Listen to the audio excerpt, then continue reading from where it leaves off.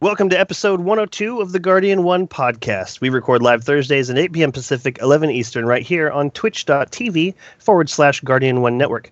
My name is Remy, and tonight I am joined by Jez. Utini. Agrios. Deja vu.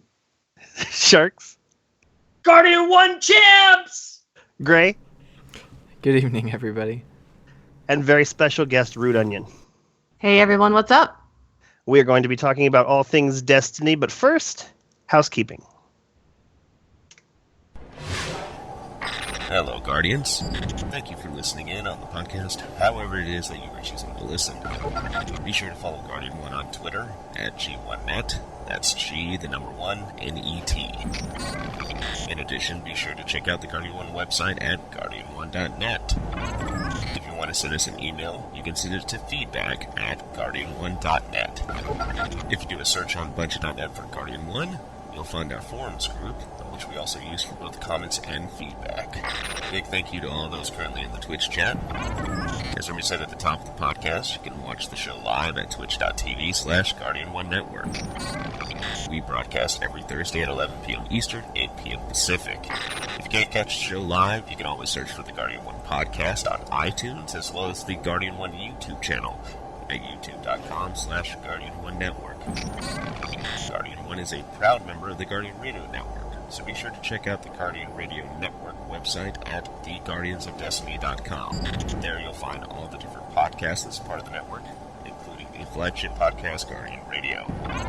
They broadcast every Monday night at 8:30 p.m. Eastern, 5:30 p.m. Pacific on twitch.tv/Guardian Radio.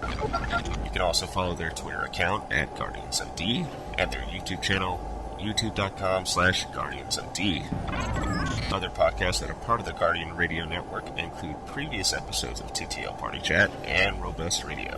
There's also a podcast called Ghost and Echoes, which contains a bit of fan fiction and audio versions of the Grimoire cards found within Destiny. That's it for housekeeping. I'll see you again soon.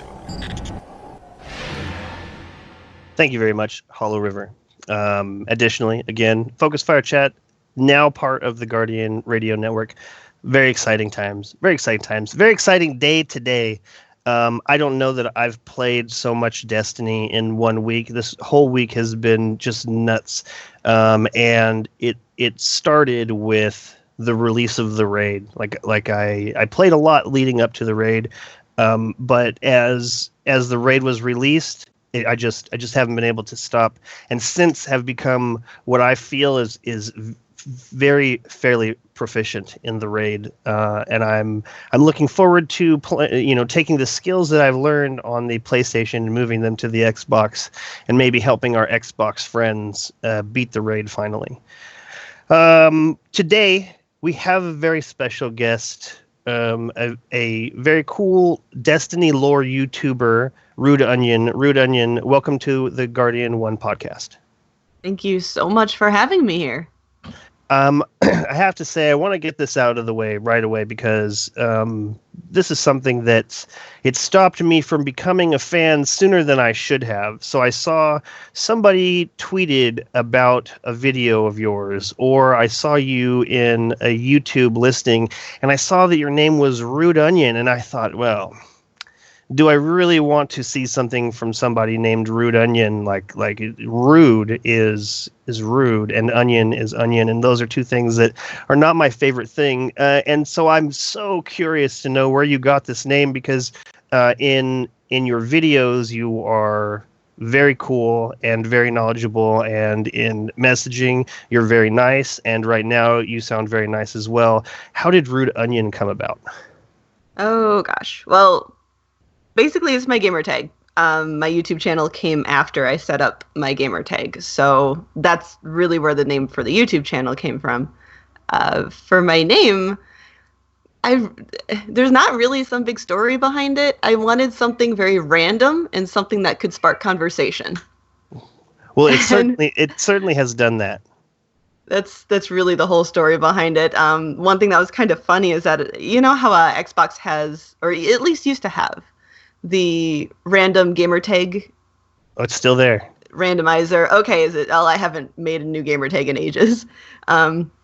I looked at them, and none of them really stuck out at me too much. But then I thought, something to do with food. I love to eat. Everyone loves to eat. And I just wanted something kind of goofy. And I've actually talked to somebody who said, "No, you got your name from the randomizer. I've seen it there." And I was like, "No, I didn't. I picked it out myself. I looked at the randomizer, and they're like, "No, you got it from the randomizer." And I was like, "Okay, buddy, whatever you say." I think that's kind of a compliment, actually, because that randomizer is pretty crazy. As a matter of fact, Gray, his wife's gamer tag, and also subsequently what we refer to her as, is Hefty Flounder, because that's what it rolled her as. So yeah. Oh God. You know what though? I tell you what, RudeOnion is absolutely unique. I have not seen another RudeOnion. So congratulations on that. I also didn't want something that had numbers in it. So right. You want Exactly. to ditch the numbers. I did watch a video on your channel that said the reason I'm called RudeOnion, and I did not understand what was going on. I watched it like 10 times, and I didn't really get it. So I was hoping to add more clarification here, but I mean, it makes sense. You want something that starts a conversation. You want something unique that doesn't have a bunch of numbers behind it. There is only one RudeOnion on the internet, and that is you. That is me. So let's get to your videos. Let's get to your YouTube channel. I noticed that you have other video games on there, but you really seem to take a lot of care in your Destiny lore videos. Where did that start? For me, if I was to make a lore channel, like, I would just have to put so much time into it. I'd have to pour over all the information, and it's clear that this is something that you do. So what was it about Destiny that drew you to it, and what was it about the lore that drew you to that? Okay. Well, with my channel, I really started. I kind of have to at least give a little bit of backstory. Do it. Behind how I got started. Okay. I actually got started with Assassin's Creed multiplayer videos. I did the old matchmaking that started in Assassin's Creed Brotherhood. And I played some of that. I played a lot of Assassin's Creed Revelations multiplayer. I played a lot of AC3 multiplayer. I played some Black Flag, and that's really how my channel got started. I watched a lot of people who I considered to be my friends nowadays. Hey guys, if you're listening. I met a lot of them through Assassin's Creed multiplayer, and eventually, though, Ubisoft dropped the multiplayer, which was a very sad day for all of us. And a number of us split up in opposite directions. A lot of people came around to Destiny because Destiny was just coming out around that same time. And kind of got into Destiny. So that's basically how I got into Destiny. I never played the alpha, never played the beta, but I did pick up Destiny day one. So I have been playing since day one. And as for the lore itself, I've always loved backstory in video games. I actually have a degree in game design, and the game lore, backstory, setting, all of that stuff, character design has always interested me a lot. So the lore of Destiny, it was just kind of natural. Like interest in the lore itself just kind of came naturally from my love of storytelling. And I thought the lore is pretty good, especially because, and I love Bungie very dearly, but they don't put a lot of the lore in the game itself. So I figured people need places to go to find this lore, to find out all these things that aren't actually ever mentioned to in the game. And of course, you have a lot of excellent lore storytellers out there. Like Bife is an excellent person. I've talked to him on Twitter. He's an amazing guy. But, I was like, maybe I'll focus a little bit on the more subtle background, some theories, tried to do something that a lot of other people don't do. So that's kind of how I got started on Destiny lore in particular. That's really a great niche to bloom out from, like taking the idea that, like these are like first-hand accounts of somebody who may or may not still be alive, and so it's always these additional little tidbits that Bungie has put out for us to consume. I was watching one of your videos, and the relationship between Rasputin and the Traveler is amazing when you look at the background. And it's some, like you said, it's not ever mentioned in the game, and so I have this love-hate relationship with the way they've done this story, because part of me, like in the very beginning especially, I was like, Grimoire needs to be in the game. I don't want to go somewhere else to get this information, but I've come around to the idea that if you want to dig further, you do have to go somewhere else, and it's a bit of a bummer because I would love to have it. Somebody did a mock-up at least a year ago where they did an overlay of a screen looking at one of those ships in the Cosmodrome, and it was kind of outlined in green, which meant that you were like looking at it, and it had like grimoire facts pop up about it on the screen. And I thought, yeah, that would be really excellent. I would love to learn more about it in game like this. Like that would be an immersing thing. Like I would feel the immersion of that, just having what these grimoire cards that I've already unlocked pop up so that I can see what I've earned instead of taking me out of it completely. But I feel maybe because I haven't played as much as I did in the beginning. Like in the beginning, I was like, it's all I did. And so since then, I hate to say lack of content because I'm still not done with everything. I haven't done everything. You know what it is, kids. I got a bunch of kids, and they need more attention now. There's one of them running around here that wasn't even born when Destiny launched. So it's just been this cycle. So are you the type of person, RudeOnion, who could just talk about what you've learned so far? Because I mentioned the relationship between Rasputin and the Traveler, but I think it would be really cool if you explained it to the people watching from what you've learned. Could you do a on-the-spot lore channeling, if you will? Oh, gosh. Put me under a microscope here. A little pressure now. Microscope and the spotlight. Continue. Oh, God. Nerve-wracking. Okay, well, I think actually in that video I'll talk a little bit more even about, well, there was the Rasputin and the Traveler and the whole theory about how, which actually I feel now has been a bit more solidified with the chat logs and everything that we've gotten from the what were they called? The Tech Mites. Okay. And I think there were some new Grimmer cards that came out just recently with Rise of Iron that kind of confirmed this a little bit. But the whole idea that Rasputin actually literally shots fired at the Traveler in order to keep him from leaving us, like he has led the Fallen Planet, like he has left other species in their planets in the past. And it makes sense. I mean, when you look at the Traveler, he's damaged. Obviously, it is damaged from underneath, so it makes sense that a blow would come from down below, somewhere in the Cosmodrome. I think, that. Yeah, I think it's different people have different levels of disbelief or suspension of disbelief. They have different ideas of what proof is, but for me, I think that really kind of solidifies it. One of the Grimoire cards, and I don't remember exactly which one it is because there were a whole bunch that were released lately, and I read them all over lunch break at work, so I was in a little bit of a rush. But there was one where Rasputin is talking, and he refers to the Traveler as a circle, and it makes sense because the Traveler is a circle. But when you're just reading through the card, that doesn't always strike you. You're just, this is just a bunch of gibberish. Rasputin speaks in a lot of gibberish. But then it makes it, when you actually look at it, it makes sense. He speaks in protocols, and he speaks in just this weird lingo that he has, and he has this weird obsession with learning how to time travel from the Exostranger, and it's crazy. It is so hard to get into Rasputin because there are so many layers to the guy. There really are. Kind of like a RudeOnion. Kind of like an onion, you could say, yes. So this is a bit of information that really paints Rasputin in a completely different ornament.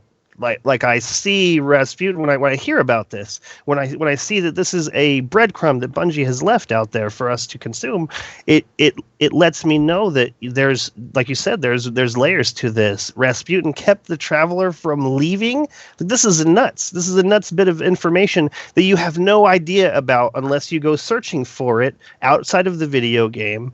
But it would be different. It would be so different. The information would taste different if it was handed to us in game, specifically, like, let's say in one of those strikes where the Ghost talks about, he's threatened us with orbital bombardment, but he kept the Traveler here, so he's probably a good guy. Like, this is all like it would just be, it would not, I don't know. I feel like it wouldn't be as delicious if it was just handed to us.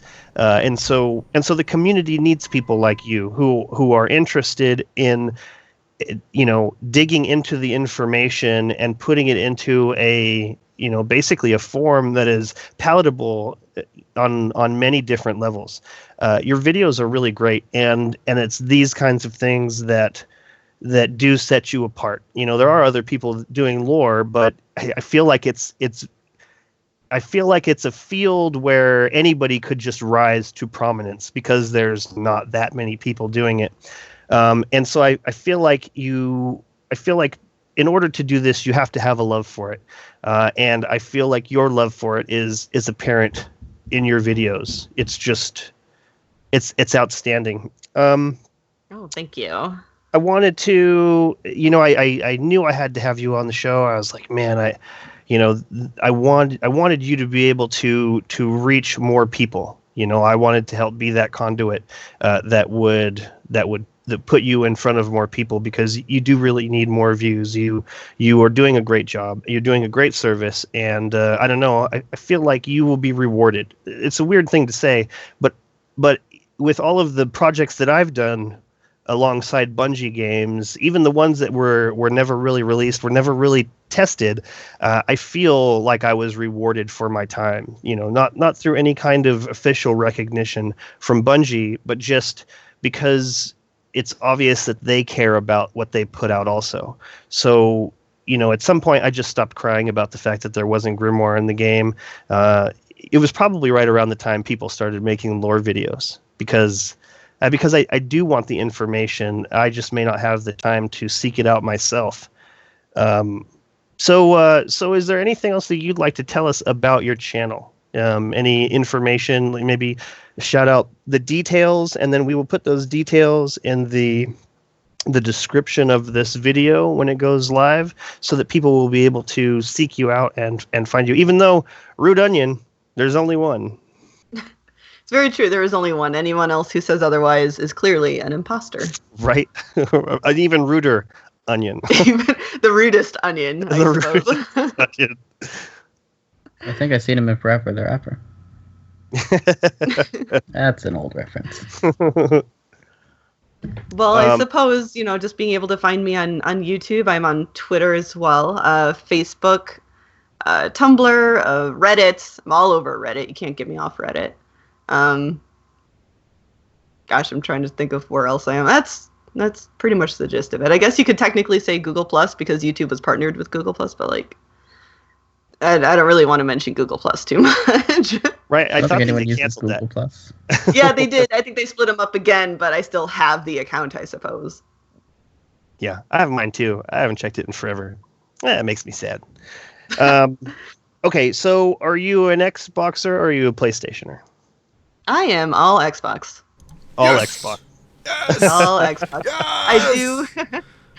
Much to the dismay of a lot of my PlayStation friends from my Assassin's Creed days. I do have a PlayStation 3. I do plan on getting a PS4 maybe this holiday season, but most of my Destiny gaming will likely always be on the Xbox One. I'm happy for Gray. He needs all the help he can get. Right. Oh, you guys. See what I have to deal Right. with, RudeOnion, every week. Every week. Yeah, if somebody needs some raid help, I'm always there. It's not even about He that. needs some bad help. Big time. We're going to have plenty of time to talk about that. I have 2 questions for RudeOnion. Hit it. Fire away.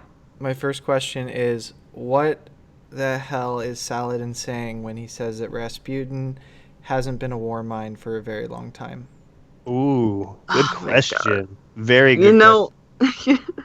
Oh, I so wish that I knew for sure, because that line drives me crazy. It was I'm not really even fantastic. It was I listened to it. I'm like, okay, so my thinking, about how deep Rasputin is. Is he good guy? Is he bad guy? I mean, yeah, he's good because he saved us. I mean, if everything holds true about him firing shots at the Traveler, he did ultimately save humanity. On the other hand, he's holding a gun to somebody's head, and this is a hostage situation with the Traveler here. And is that something you can really root for? God, I wish, because then he says, Rasputin's much more than a war mind, and then he never says another damn thing about it. It's so out of context. The question that is. we even ask Saladin, which I don't even remember what it is, but I remember that line feeling very out of place from the conversation. Yeah. Yeah, and then they never really, as far as I know anyway, they never hint at anything to do with that ever again. They basically talk about how Rasputin responded.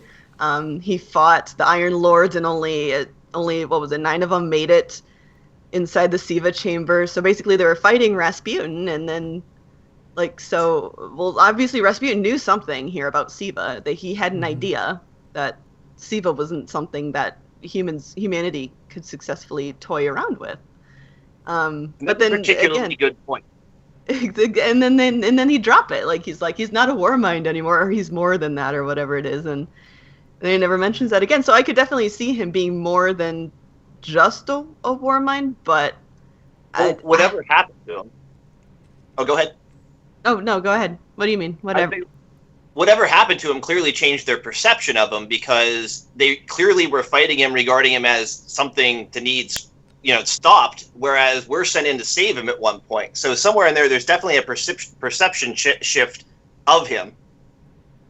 Right. I think with the whole I think really humanity reached the point of being so desperate, because it's not really until around the time we send out our Guardian, we contact Rasputin. The Vanguards in the tower are like, oh, hey, this dude totally exists. There's a war mind left. OMG, And that's kind of when the they start contacting Rasputin again. So maybe the Vanguard, since they didn't know about Siva, they probably didn't really know a whole lot about the original, the old Iron Lords, the ones that died. So, I mean, it could be a result of it being kind of 2 whole different groups of people. There are the Iron Lords who had to fight him, and then most of them ended up dying. And then you have the Vanguards of today, a lot of time later, who are like, you know what, we're so desperate. We're relying on the Guardians here, these undead zombies. We need all the help we can get. Maybe this super powerful AI dude can help us out. So maybe it's a matter of desperation. Now, you probably know more about this than I do. This is getting into the edge of my knowledge of it. Was Ikora and Zavala aware of Siva before the recent outbreak? Were they part of the I Know It's Secret? Because I got the impression Ikora knew about it from things I read.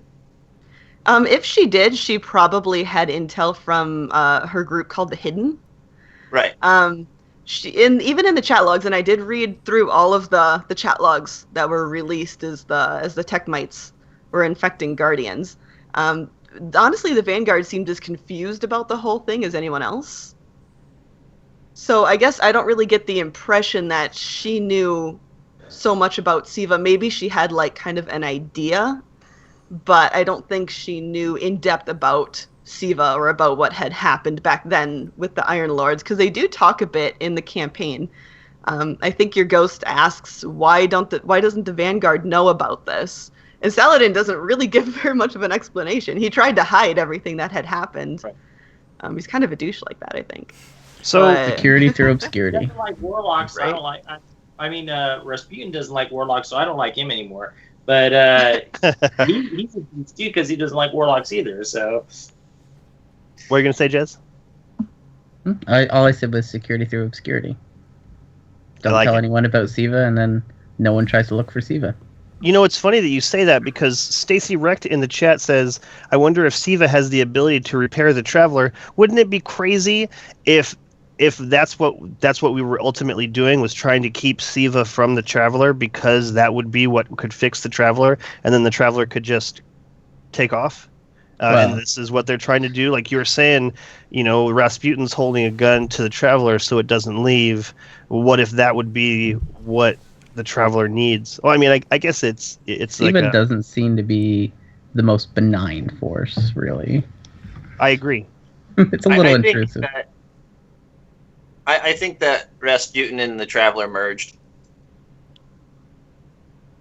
And on what level?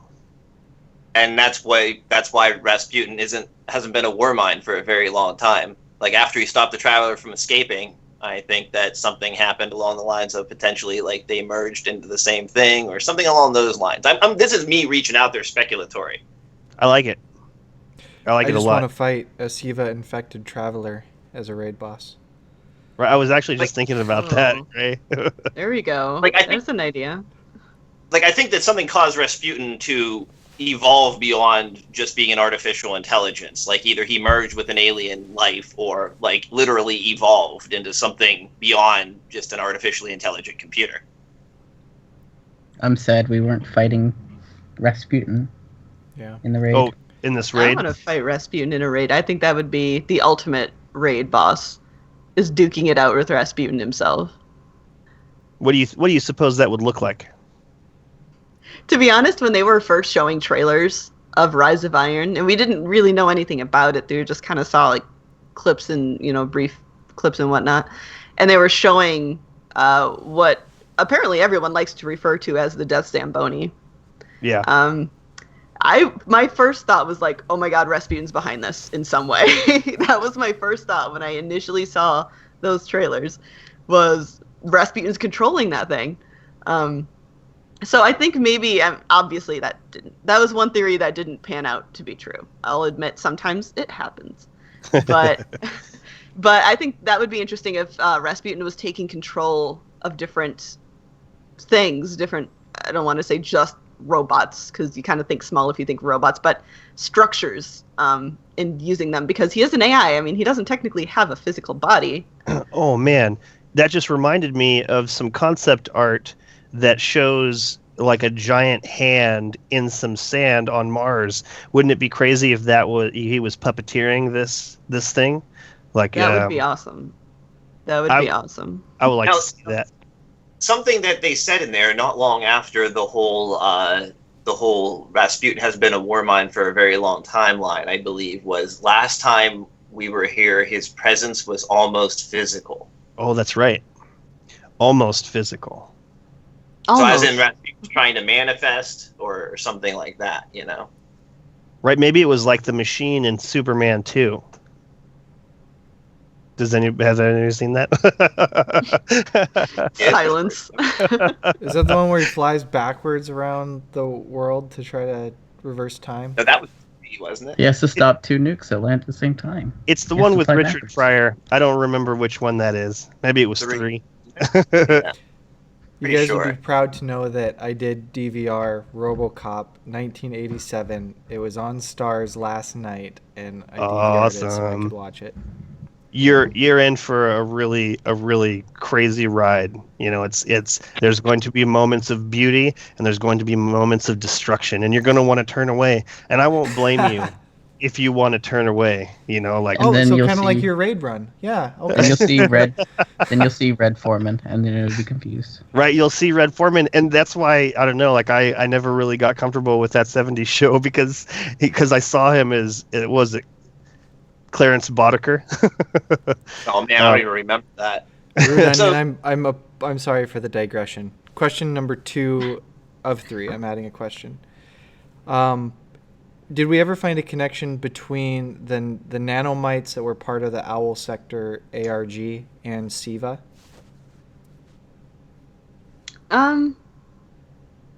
Trying to think back on the chat logs here. There were a lot of them.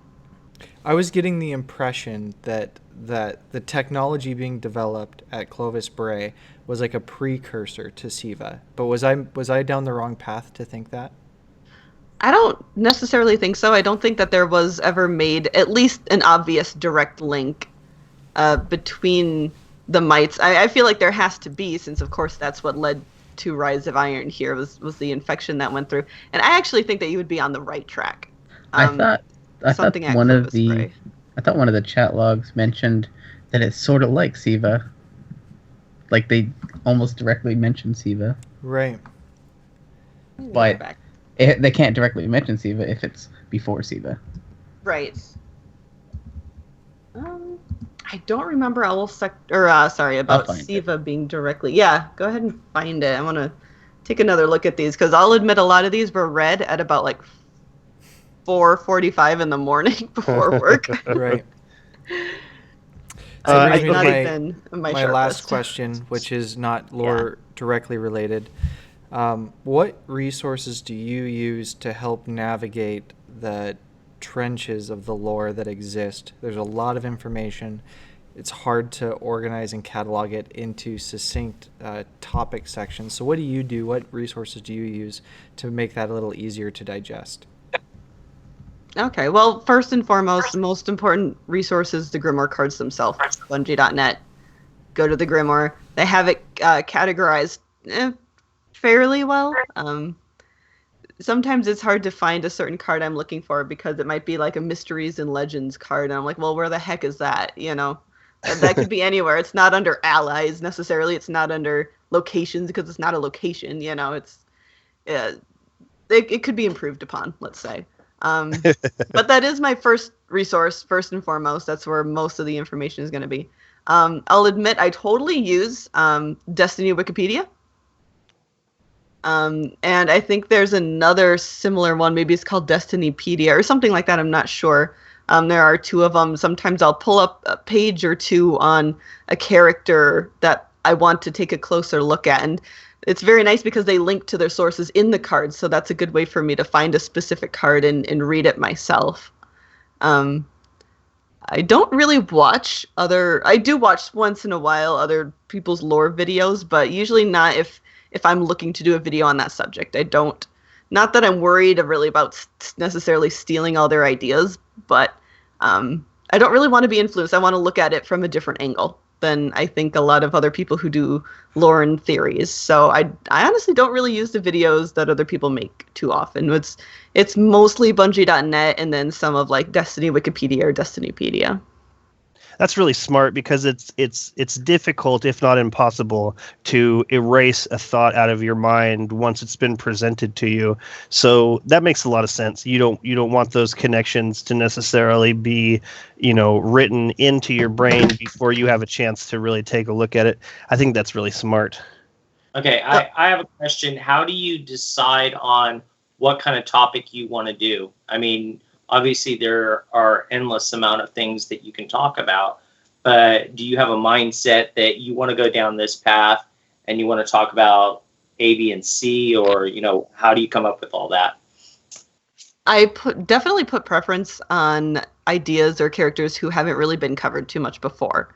I feel like there's kind of more of a greater market to get background knowledge on the characters that haven't really been covered by anybody else who does videos or lore. So I definitely put a lot of emphasis on that. There has been a couple times where people say, I really, really want you to cover this. And even though it's been done to death, I usually cave because I want those sweet, sweet views. I'll say that. So I did a whole series on some of the factions like New Monarchy, Future War Cult, and Dead Orbit because people want to hear about those. One thing I have done too to kind of hopefully stand out a little bit, I like to compare a lot of the Destiny game lore to real world history. Smart. One of the examples I guess that I did of that was when I covered the Legend of Jaji's Host, the fire team of Titans that disappeared, and the region of the planet that they disappeared on, of course, really exists. So I take a look at the geography of that location, and it turns out that it's actually an area that's known for like its fires. Lots of fires take place there. Sometimes flames get like up to 16 feet high. I think it sounds like an amazing location. I think it should be in the game because that sounds like an amazing location. So I like to kind of compare, Destiny. This is the lore, this is kind of what we're looking at. This is the mystery. Let's take a look at its real life counterpart. And I think that's something that hasn't really been done a lot before. At least I like to think so. So what's in the cards in the near future that you are working on or plan on working on? Well, I've been asked to do a exotic weapons lore part 2. So I suppose I will have to get around to that eventually. One video that I would like to do here in the near future is Deepstone Crypt. About like that, the whole dream that Titans share, that they believe is kind of like their birthplace in a way. I think that's fascinating. Exos. Sorry, my bad. Exos, and I think that's fascinating. I think that kind of separates them from the humans and the Awokens, who have kind of more of a traditional sort of aspect to them, or I don't know if you want to say birth, but history behind them. And then you have the Exos, where it's like, did they just evolve from frames? I mean, like, there had to be something, you know. And I like how they kind of developed their own birth story, sort of, in a way. I think that's really cool. Please do one on that, because that's a whole side of the lore that's, you know, I feel like Bungie said, okay, well, here we're going to release 2 different versions of Destiny. We're going to release the version you play, and then there's going to be the version where you really care about the background story and what's going on. So you can play the game without the lore. You don't have to know anything about the lore in order to play a first-person shooter. But if you want to know more, here's some additional information. And one of the things that's always stuck with me was I think it was a hunter cloak that said, I knew an exo who could taste velocity. And that's an interesting idea.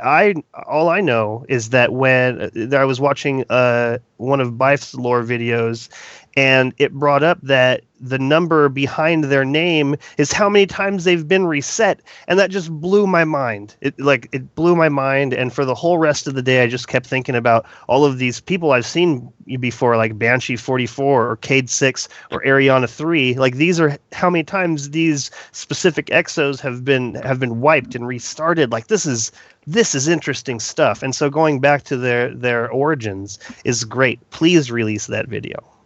Please. Oh, well, I'll have to do it now because you asked me so nicely. I'd be a monster if I didn't do it. Right, you'd be rude. I would, and I can't have that going around. Right, one might even say an onion. One could say that, I don't know. Tychios in the chat says, is it that Siva is not benign, or that Siva infected Fallen are not benign to us? And then Mystic Rose says, I think Siva isn't good or evil. It's just a tool and can be used for either, but apparently has a very sketchy effect on any kind of life. And then let's see, Tychios says, I think it would be more because of the Fallen. They might not be using it for evil, but their own self-interest, which is currently in conflict with ours. Do we know for a fact that Siva does not have a consciousness? Because I could see there being, you know, like, here is this material that is able to make anything and grow and become very powerful and augment beings that it goes along with. Could it be that it even has a consciousness, or that someone could be controlling it, again, like some kind of puppet master? Because, you know, the whole good versus evil, unlimited power corrupts unlimitedly. No, absolutely. Absolute power corrupts absolutely. I could see that even taking place if Siva doesn't have a consciousness or something controlling it. I could see there just being like, well, I have all of this power now. What am I going to do with it? Whatever the hell I want is the answer to that question. And so, do we know? Horde of Locusts evil? I mean, they're I don't know. Creatures. Do hordes of locusts produce buildings and starships? No, but they can devour them.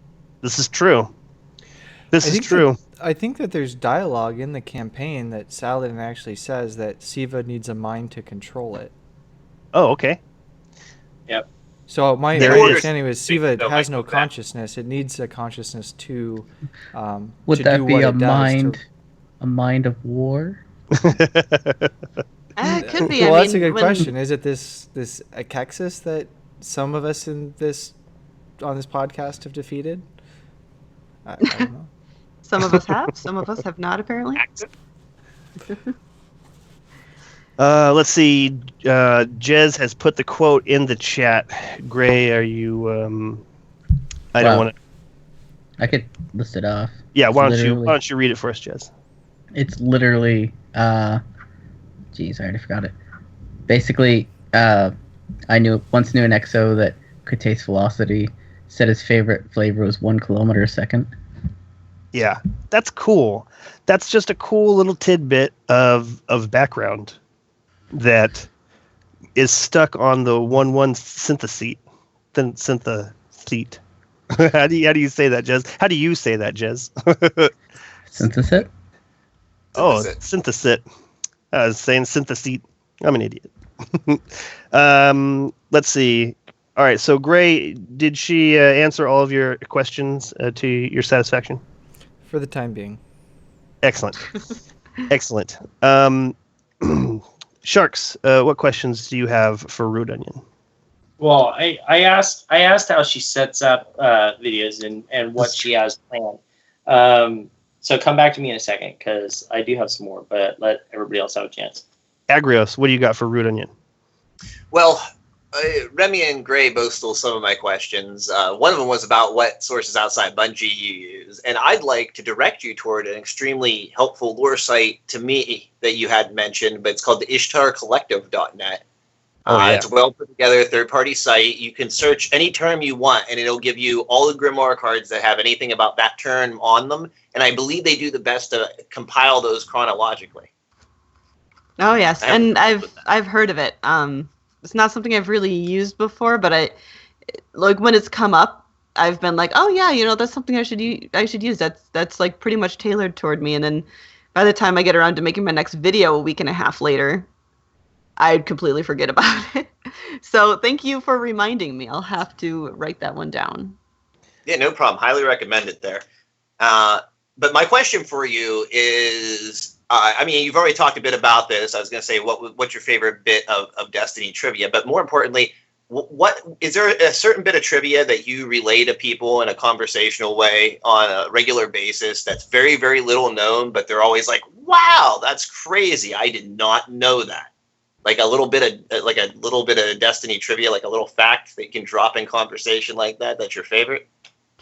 Well, it's not so much, I would say, Destiny fact or trivia, but I do have kind of a favorite theory, or at least a couple favorite theories of mine that a lot of people have listened to and been like, you know what, that makes a lot of sense.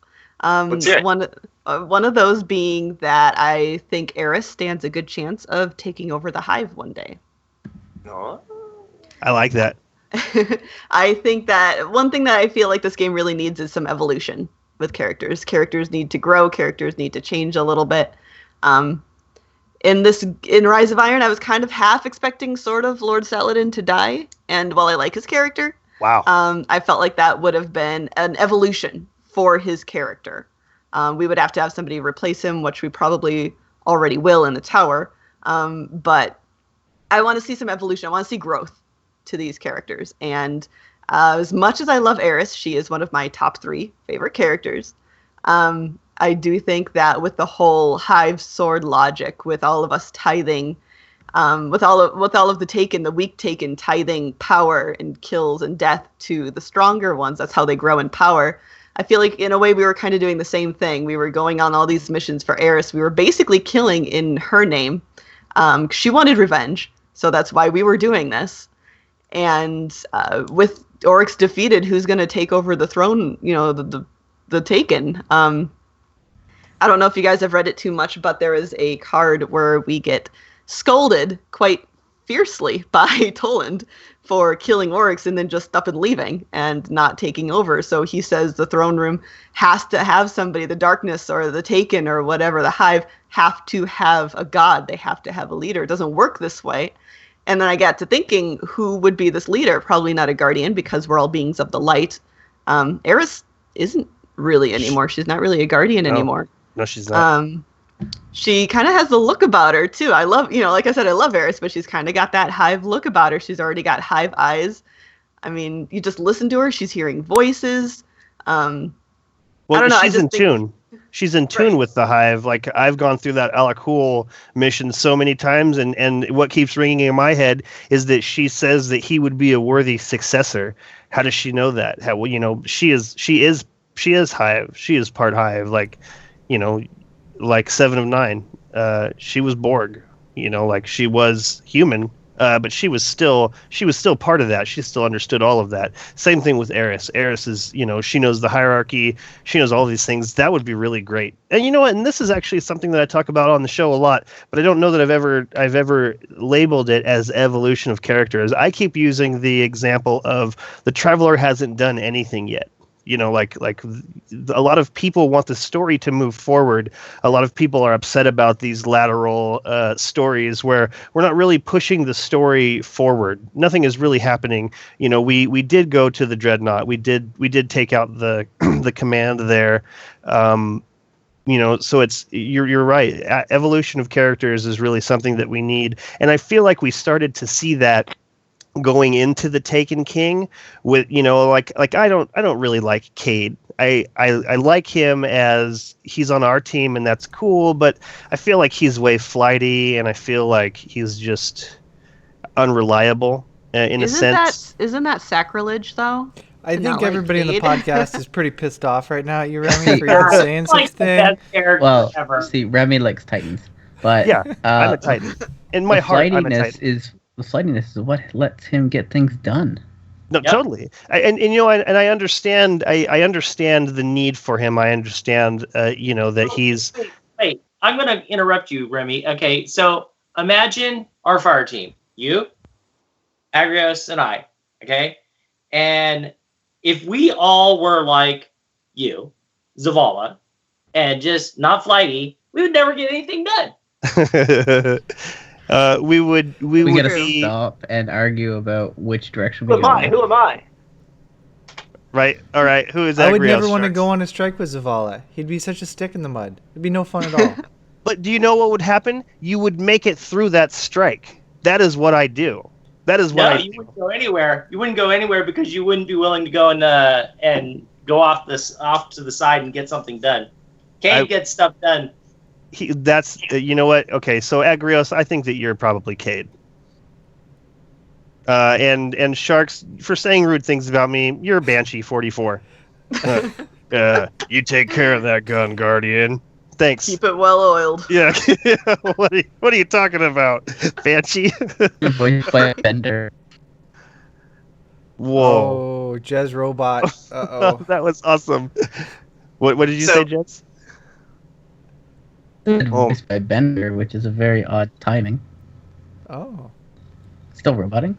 Serendipitous. What were you gonna say, Agrios? So I feel like, this goes right along with the whole, all of Destiny 1's a big beta for the actual game, Destiny, that's going to be coming out with Destiny 2. I would go so far as to say the same thing about the story, that this whole game, this entire thing from Vanilla Destiny to Rise of Iron feels like a giant prelude. Absolutely. And in the beginning, before the game launched, they had like a website up for each of the different planets, and the ones that weren't the Earth or the Moon had awaiting reports from the Vanguard or something. And I've said this on the show before. I think that we are the Vanguard. Everybody who's played Destiny in these first couple of years, in this first iteration of Destiny, we are the Vanguard. We are the people who have made it possible for what comes next. And that goes right along with what you're saying, Agrios. It's we are part of this push. We are the Vanguard. And I like that a lot. Yeah, I feel like, you watch a new anime and the first, several episodes are all like getting to know this characters and these characters and how they're coming together, but you don't get to really see how the anime is going to be to like episode 9 or 10. And then from that point on, it's like it normally is. But like, I feel like this whole thing is like those introductory episodes. Absolutely. And so we will absolutely see evolution. And I don't know. I think it's funny because like Cade's not one of my favorite characters, but his line, my favorite line in all of Destiny is after you put that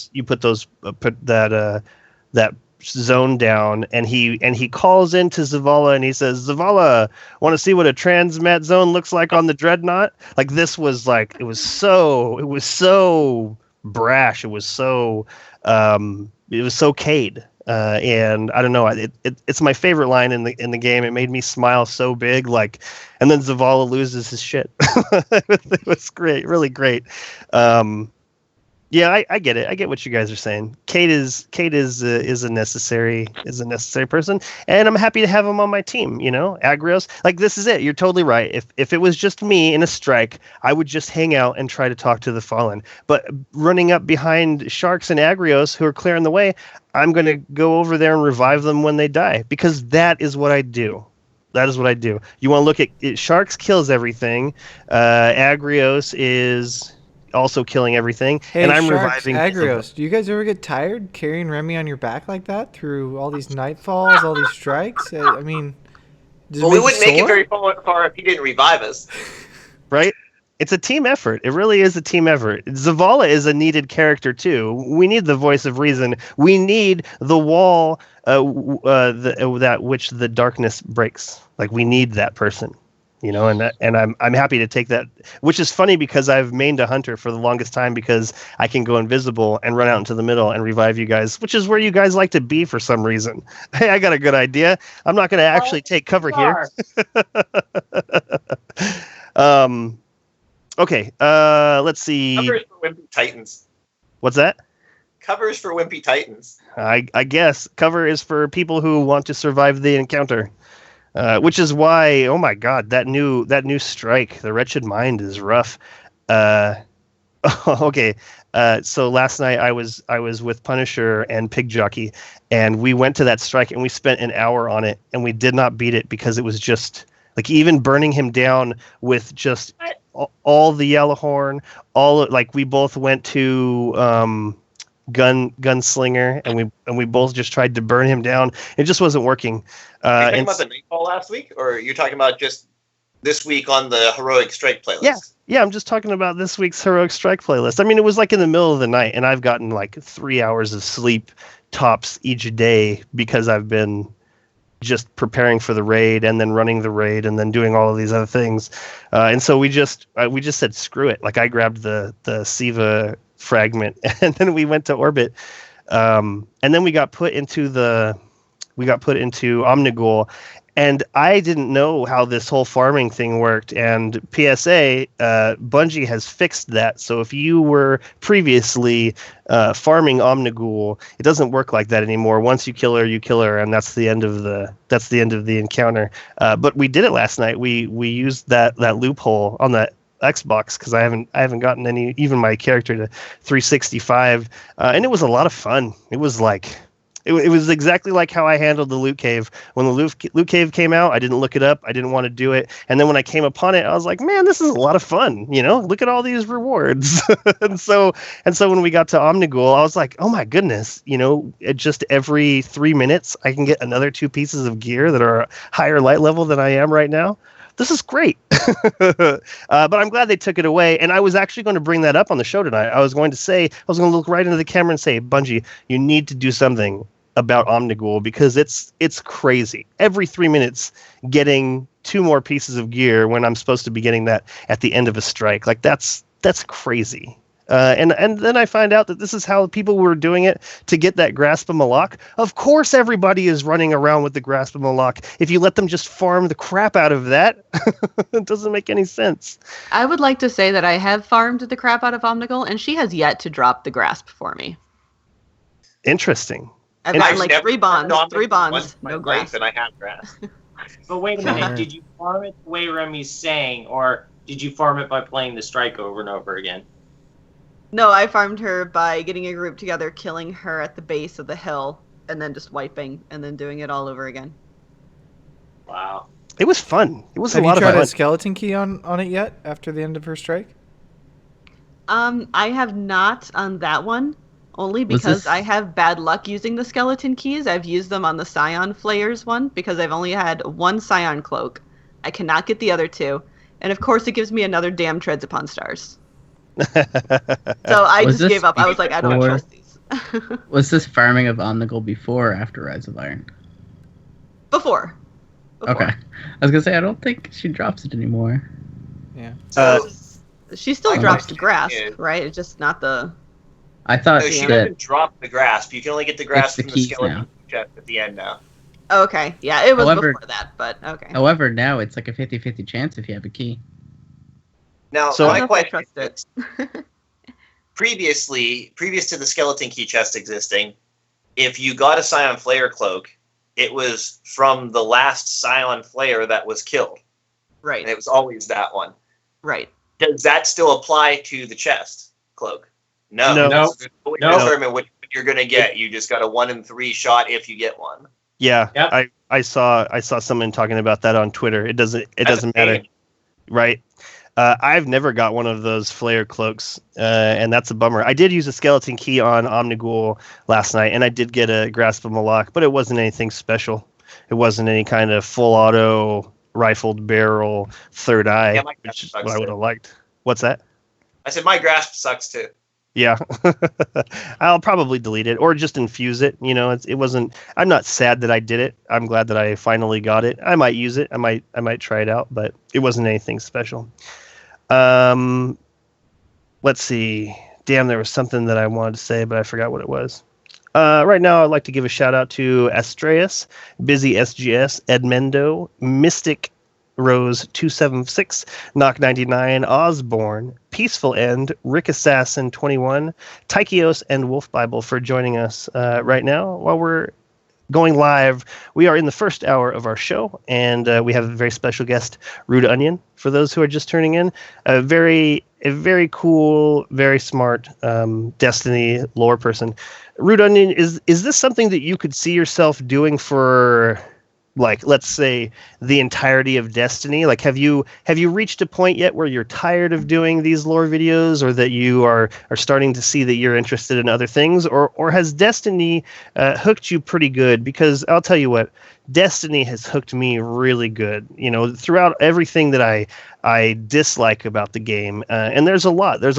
If I have a channel called Dear Bungie where I speculated what Destiny was going to be about based on what I wanted to see in the game and based on what Bungie has done previously, and I was like astronomically wrong. Like I was right in that was those were the tools that Bungie was going to use. But even then, I was just even after being totally wrong about what I thought was going to happen, I still love the holy hell out of Destiny, and I plan on doing this podcast for as long as that happens. You know, we've actually had two hosts, the two original hosts who started with me over 2 years ago. They've moved on. Life has drawn them in other directions, and I just can't imagine not doing this every week, basically until eternity. Like, I'm just going to follow Bungie around like one of those deadheads, a Grateful Deadhead. So have you reached some kind of limit, or are you finding yourself renewed, or do you take breaks? How is it? What is your relationship with Destiny and Bungie? I would have to say that it's something I don't feel like I could really be without for an extended period of time. I will say happily, proudly, I guess in a way, that I have over 1,600 hours into this game. Awesome. And I love it. Like, I really love it. I've been into other games like this in the past. Like, you know, I kind of mentioned before how my channel started with Assassin's Creed. I was really, really big into Assassin's Creed for a long time. Not just the multiplayer, mostly the single player. Assassin's Creed 2 is one of my favorite games of all time, if not my actual favorite game of all time. And Assassin's Creed 2, you say? Assassin's Creed 2, yeah, where you're in Italy. Yeah. Most of the whole time. Yeah, definitely love the franchise, and I do still enjoy like the franchise as a whole. I don't really play a lot of the new ones anymore. It feels like they've gotten too far from their roots. With Destiny, it's hard to say for sure. I don't see the future, but I feel like I'm really into Destiny for the long haul. Like, which caught me completely off guard. Like I said, I never got to play the beta. I wanted to, but for a while they had it where you had to have a code in order to play. Uh-huh. And by the time I had a friend who I think they opened it up right at the very end there. I was actually at E3 at the time, and I couldn't make it to play the beta, which was too bad. But like I said, I definitely see myself into it for the long haul. I rented it off of Redbox that first day it came out, and I surprised myself how much I really, really loved it. And right now, I mean, I do play other games and I do enjoy other games, but I don't do a whole lot of video content for other games, unlike how I used to. I used to do kind of general Let's Plays in addition to Assassin's Creed multiplayer. But even if I kind of started doing some other things as well, I don't see myself leaving Destiny, at least not until Bungie does. Yeah. Okay, this kind of goes into what else I was going to ask you. So, Yeah. with your background, as far as your gaming background, and that now doing this YouTube, is this something that you plan on just continuing with YouTube now and doing videos like this, or do you have an end goal that you'd like to kind of work towards, maybe show the community, some gaming company, Bungie for instance, that you can do this, and then maybe get into a place like that? Or are you content with what you're doing and just growing this? That is absolutely something that I would like to go into and to do someday. I mentioned before, I do have a degree in game design. For a long time, I wanted to be a game developer and actually build these games. My focus has shifted a little bit more. I think it would be really cool to be a community manager. So, Deej, I'm coming after your job, just letting you know. Don't feel threatened. But I love to engage with the community, not so much. I love building the games, and developers have my complete and utter respect for what they have to put up with and what to do their jobs. But I also have background in mass comm, and I feel like being a community manager of some sort, or whatever they want to call it, kind of perfectly blends mass comm or media or marketing, which are all things that I had to study, with my love of video games, and then with a slight understanding. I won't claim to know everything that goes into making games, but kind of a general understanding of the process that I got from studying it in school. So that's something I would love to do. It's not necessarily an end goal, because I would still like to keep my channel up and running and doing things like this. But it is something that I think is definitely a goal of mine, and it's something that I would like to end up in someday. I really, really would. Cool. Jez, do you have a question for RudeOnion? So I've been flip-flopping over and over about what question to ask, because I didn't know what to ask. Just ask all of them. So my question is, who's your favorite Iron Lord?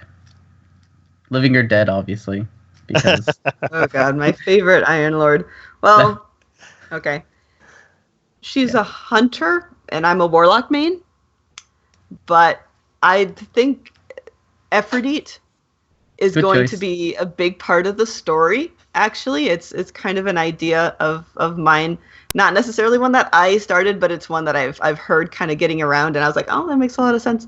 That she may be the representative for Iron Banner in the tower come next Iron Banner event, which I think would make a lot of sense. We got Lord Saladin chilling on Fellwinter Peak right now, unless they plan on him being two places at once, and players who don't have Rise of Iron can't get to Fellwinter, but I don't believe Bungie's taking away Iron Banner from them, so we gotta have somebody. Are they actually? No, I'm pretty sure the Iron Banner was already stated as going to be hosted out of the new Iron Peak.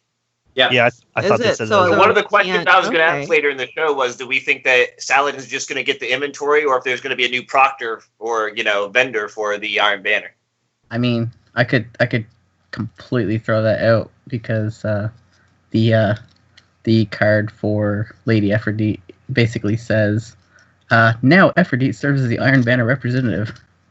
Does it? I Well, wasn't able to unlock that one unless I did and I hadn't checked back yet. No, I don't think you'll unlock it until you actually talk to her, but this is from the Okay. Ishtar Collective. Oh, okay. that makes sense. Awesome. Well, there we go. I Saladin mean, I guess stays it's at the kind Iron of Banner. spoilers, but at the same time, it's not a big story spoiler. It's just hey, there she is. I wonder if they're just going to kind of throw her in there and not really give too much of an explanation about that. I mean, how did she survive? Like, I don't think she was with them. Yeah, I'm not sure what happened. I know she was the only surviving Iron Lord beside them, but I thought she was MIA. Well, she is right now. The part I don't like about the entire Rise of Iron storyline is like, oh, we all went in, all 9 of us, and 8 were locked in. It's like, but there are 10 of you. Interesting. Yeah, they just come. 9 of us made it. Yeah, but maybe she was on a different mission already. So we all. That's right. He all said 9 9 made it in. Yep. Right. He says Yeah, he says out hundreds of us entered the Plague Lands. 9 made it in. Yeah. Interesting. I still Also, hope they you do have- something with her you have to story remember that makes it something more congruent, that they don't just throw her in. Like, what if we actually have to complete a story mission before we can participate in Rise of Iron that kind of brings Aphrodite into the story? This would be excellent. You have to remember something else about lore. As far as the Iron Lords go, there were more than the ones that we know. They've already stated that there were a whole bunch of Iron Lords. Yeah, but like the 10 of them are the ones that basically made the Iron Lords. like They're when just when the, it the comes, Iron Lords that are remembered for their sacrifice specifically. yeah. Like, Yeah, exactly. There's hundreds of soldiers, but there's certain, soldiers that are held up for, Purple Hearts and things. So Busy SGS says Aphrodite survived because she was hard scoping in the back of the map while the rest of the Iron Lords pushed. Oh. I like the comment that says she's going to be up on that cliff there that you have to Yeah. parkour to. Oh That's where man! it should have been. Where the Iron Banner bounties are. Oh my gosh, that'd be so great. People would be Are you- so okay, mad. you know what? We'll get back to that. I wouldn't put it past them if she is in there to put her behind those doors. So you have to throw Fly up a token. over. That would be interesting. That would be way I would- interesting. The one in the Iron Tanner, Iron Iron Temple. Temple. Like where you jump in the fire and then fly across the entire map. I don't think I Sharks do. knows about that. No, I've Spoilers. opened twice. Okay, so I think you're way right, RudeOnion. Like evolution is something that's going to be really important for people to start caring about the story. I've definitely been in chats with people who say like they just don't give a crap. They don't give a crap about anything that's happening in the game. Sure, it feels great. It's an excellent first-person shooter, but they haven't found anything that really hooks them. And it's interesting that you say that you were so into Assassin's Creed 2. And it's like I played Assassin's Creed 2 and I played Brotherhood and then Revelation, or was it the other way around? Anyways, I played through Ezio's whole story, and I played through to the end, and I don't want to spoil it for anybody, but it was a really powerful moment. And then like a couple of years passed, and I thought, you know what, I think I'm going to play Assassin's Creed 2 again, and the game starts with Ezio's birth, and I cried. I cried because I had been on this journey with Ezio, and here I was witnessing his birth. Like, it was like evolution is so important because he starts off as, just a kid. He starts off as just this boy who is thrust into this horrible situation, and through these installments of these games, you see him grow, and I think that the evolution is definitely something that Bungie has to have on their mind, because that is how you get people to care about it. That is how you get investment, and like, I don't know, like you were saying, you're in it for the long haul. I am like so in it for the long haul. I love Destiny. I say this a lot on the show because I need as much street cred as I can get. But I played Destiny in January 2013. I live right down the street from Bungie, and they took to Twitter saying, "Hey, if you live in the area, sign up and you can come down and test out our new game. Tell us what you think." And ever since that January 2013, I've not I had this taste for Destiny in my mouth. And I just couldn't shake it. Like, I didn't want to play any video games after that because I wanted to know more. I wanted to play more. And so so yeah, like there's Bungie has something so very special here, and it's, I don't know, I'm so in it for the long haul, and I definitely want to have you back on the show. Like, we're not ending the show right now, but I want to say it so I don't forget. Definitely want to have you back on the show. I don't know, at your nearest possible convenience. What do you think about that?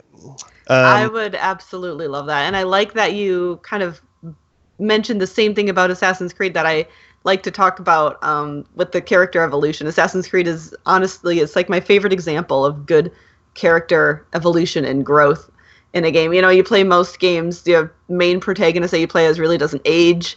They don't really change. Their motives don't really change. Maybe a little bit if there's a twist, but overall, there's not really a whole lot of growth in their character. But in Assassin's Creed, like you said, you watched him being born.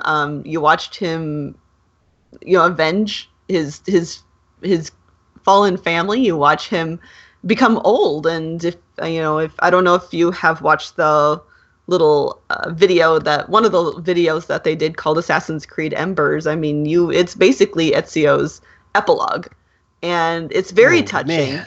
You have to watch it if you haven't before. I have not seen it. No, it's fantastic. Please watch it. It's like 15 or 20 minutes long, but I think you can probably see it on YouTube.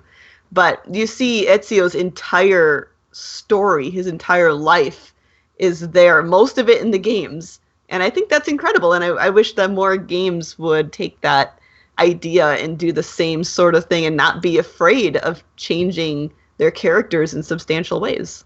I think it's difficult. I think it's difficult because Bungie wants us to be the main character. Bungie wants our Guardian to feel like they are the one. And it is actually game breaking for me. It is like my suspension of disbelief is broken. Every time any NPC says to me, "Oh man, you are the only person who did this and could possibly do this," I think to myself, well, no, there's like 1,000 other Guardians just in this tower alone. Like, I'm not the only one. Like, it's game breaking. It's game breaking in the same way that when this new ghost says, "Oh, remember when I found you in the Cosmodrome?" And he's not the one who found me in the Cosmodrome. Like, it's game breaking on this level. I know I'm not the only person to do this. So why do you keep telling me this? Have you done the Cosmod quest yet?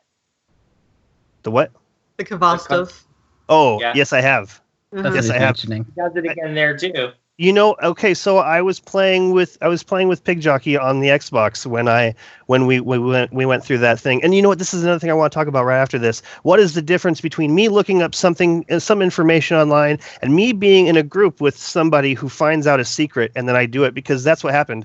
I was entering Tanner's. I was entering his. I was entering the Plague Lands, and he's like, "Oh, I just found this quest for this gun," and I was like, "What is it?" And he's like, "Oh no, and I was like, "Oh my God, you found that? That's amazing. Where is it?" And so let's talk about that in a minute. I forgot what I was talking about originally. Oh, game breaking. So, what? I was gonna go a complete aside, so keep going. Okay, write it down so you don't forget. I won't. So I went through that whole thing, and at the end of it, Tanner was like, "Hey, I can't believe you didn't complain that guy was like, oh, we're like such good buddies and friends from when I found you." And I told him that I want to believe, I want to try and put myself into this position that the game is trying to put me in. So I just let him talk. Like, I didn't interrupt him to tell him that he didn't find me into the Cosmodrome. I didn't interrupt to show my, upsettedness at the, like, how do you spend 1,000 hours in a game and then change this person's voice, give no background to it? I guess if you go back to the very beginning, it's that new guy, but so I don't know. I just let it be. It was nice, and I want to believe. I want to believe that he's the ghost who found me. I don't want to be hung up on that anymore. So I yeah. don't know if I'm going to get a little bit reamed out for this, but I much prefer Null Android to the Dinklebot. Okay, so this is not. I wish there would have been transition. I'm fine with people who prefer the old one or prefer the new one. I'm just not happy with the way they transitioned them. Oh, sure. You know what I was thinking about the other day, and this is crazy. This is spin foil hat activity right here. I was thinking, wouldn't it be crazy if it turns out that the traveler / these ghosts are no good? They're not. They're bad guys, right? And to give a sense of background to the people who played in year one, and the people who dig through Grimoire, wouldn't it be crazy if they were on purpose ribbing the people like me who, when he says, oh, remember when I found you into the Cosmodrome and I think you didn't find me, wouldn't it be crazy if they were sowing those seeds on purpose? Hey, in year one we'll have this totally different voice for this ghost, and then we'll change it up, and then we'll have that guy remind him that he's not that same ghost, so he distrusts them. And I'm one of those people now, like the people who read the Grimoire, who have an idea, a much better idea of what's going on. Year 2 Guardians, Year 3 Guardians are not going to know that there was ever a Dinklebot unless they dig through, archives or whatever.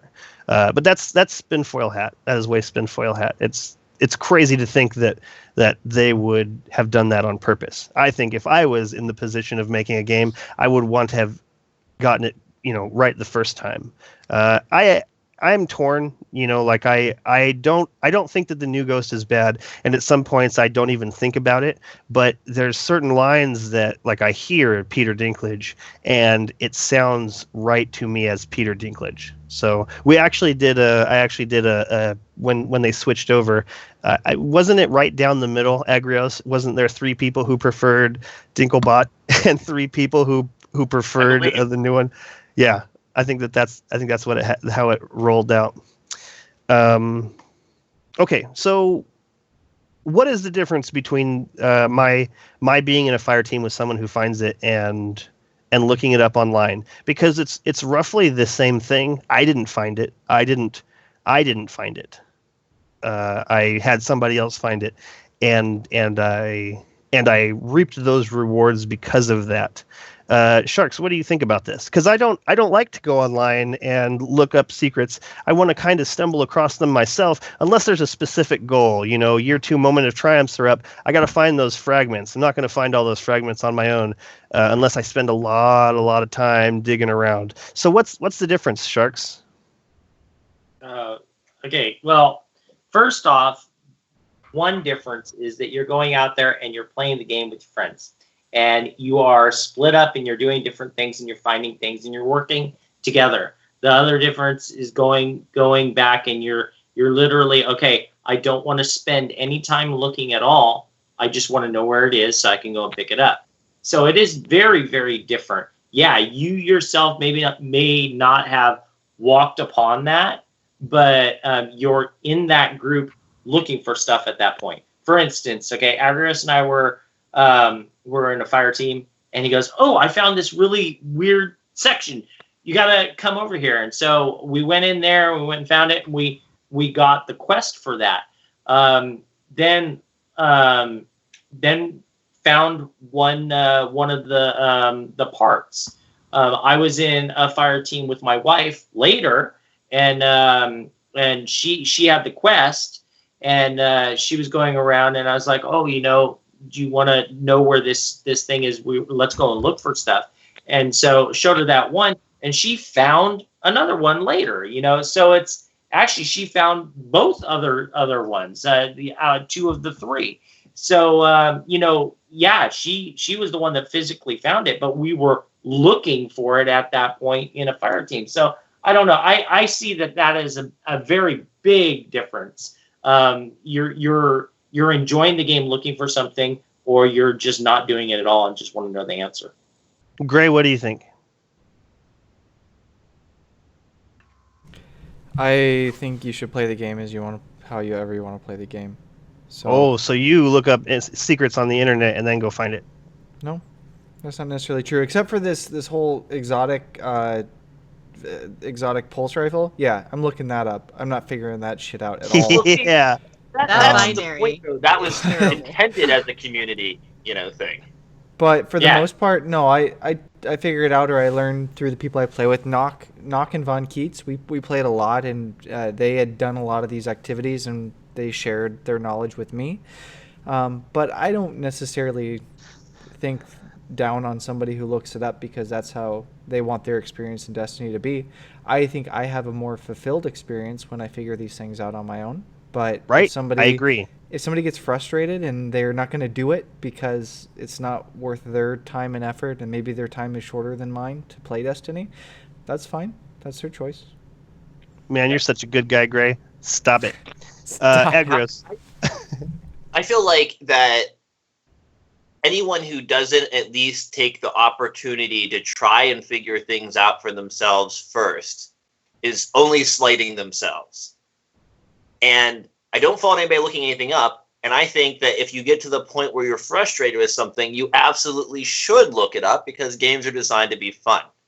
And you shouldn't let some stupid minor frustration. I mean, I can't tell you how many times I've been playing a game in the past, and when I've gone and looked something up I've been frustrated with, I found out it wasn't even me figuring something out with the game. It was the UI. It was me having to try to activate the thing I'd already been trying to activate by standing an inch to my right.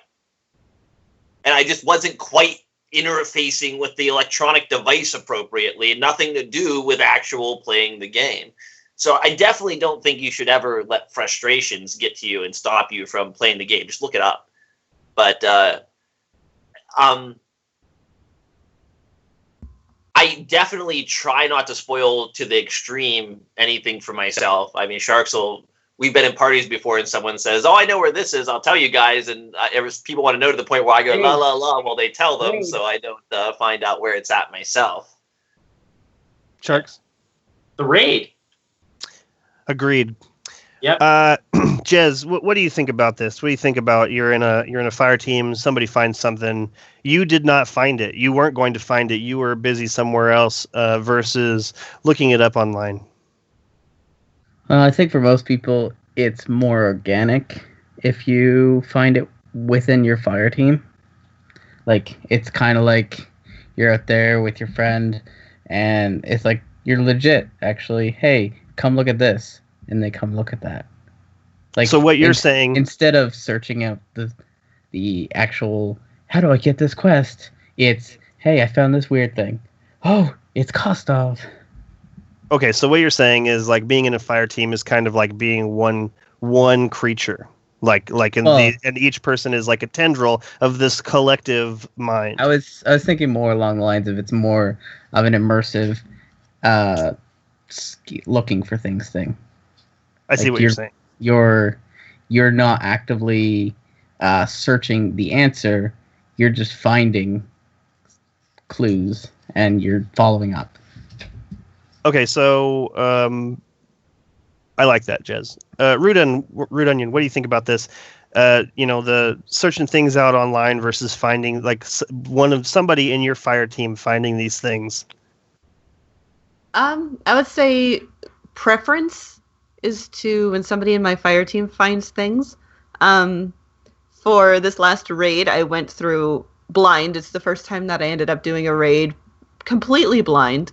Awesome. The day that it came out, it was fantastic. I got a few of my friends together, and then we had to LFG a little bit for a group last minute because we had 3 people bail, but I'm not going to dwell on that right now.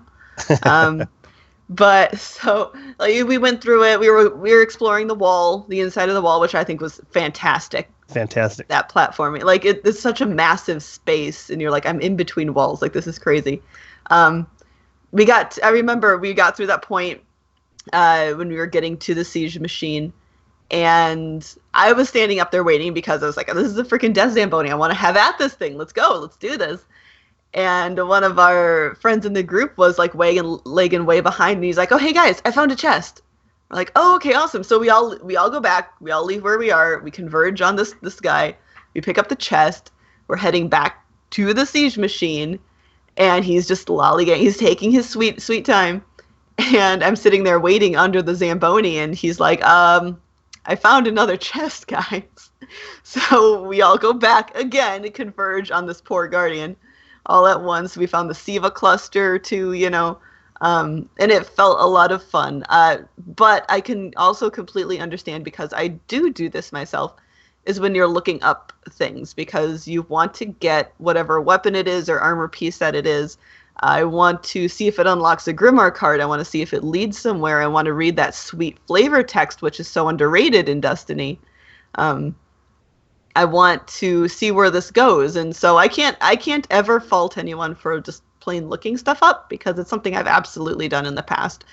But if I have to have a preference when I'm with a group, I love it when my fire teammates find things for themselves. I think that's great. Yeah, I was that guardian in our group. I was the one who was lagging behind or walking in the different direction because I wanted to find it. I found quite a few secrets. Hegemony, one of the guardians in our group, compared me to a pig trying to find a truffle. And I accept that as a compliment. Hegemony actually found the first monitor in the second encounter, which was really cool. Which was really awesome. I gotta know. I wasn't going to find that. I don't know how long it would have been before I noticed that there was an opening in that part. So it's, I don't know.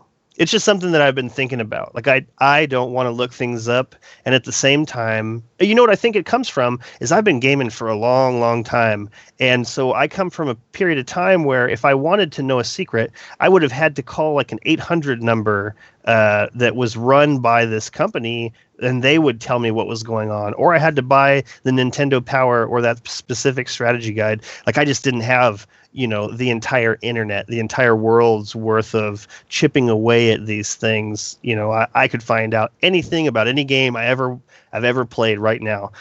Really, the community, the Destiny community, took apart this ARG fairly rapidly. Like there was a massive amount of data switched hands, and I don't know. I think that they did it really quickly. Sharks, you had something to say? No. Oh. You're just like, I don't know what you're doing. I'm looking up something. So I've just been thinking about it. He found the quest, and then I went and got it. Like I was super excited. I don't know that I was ever going to do that. Not only that, I didn't know how to get back to the divide from the plague lands. I didn't know how to do this, and I had to ask.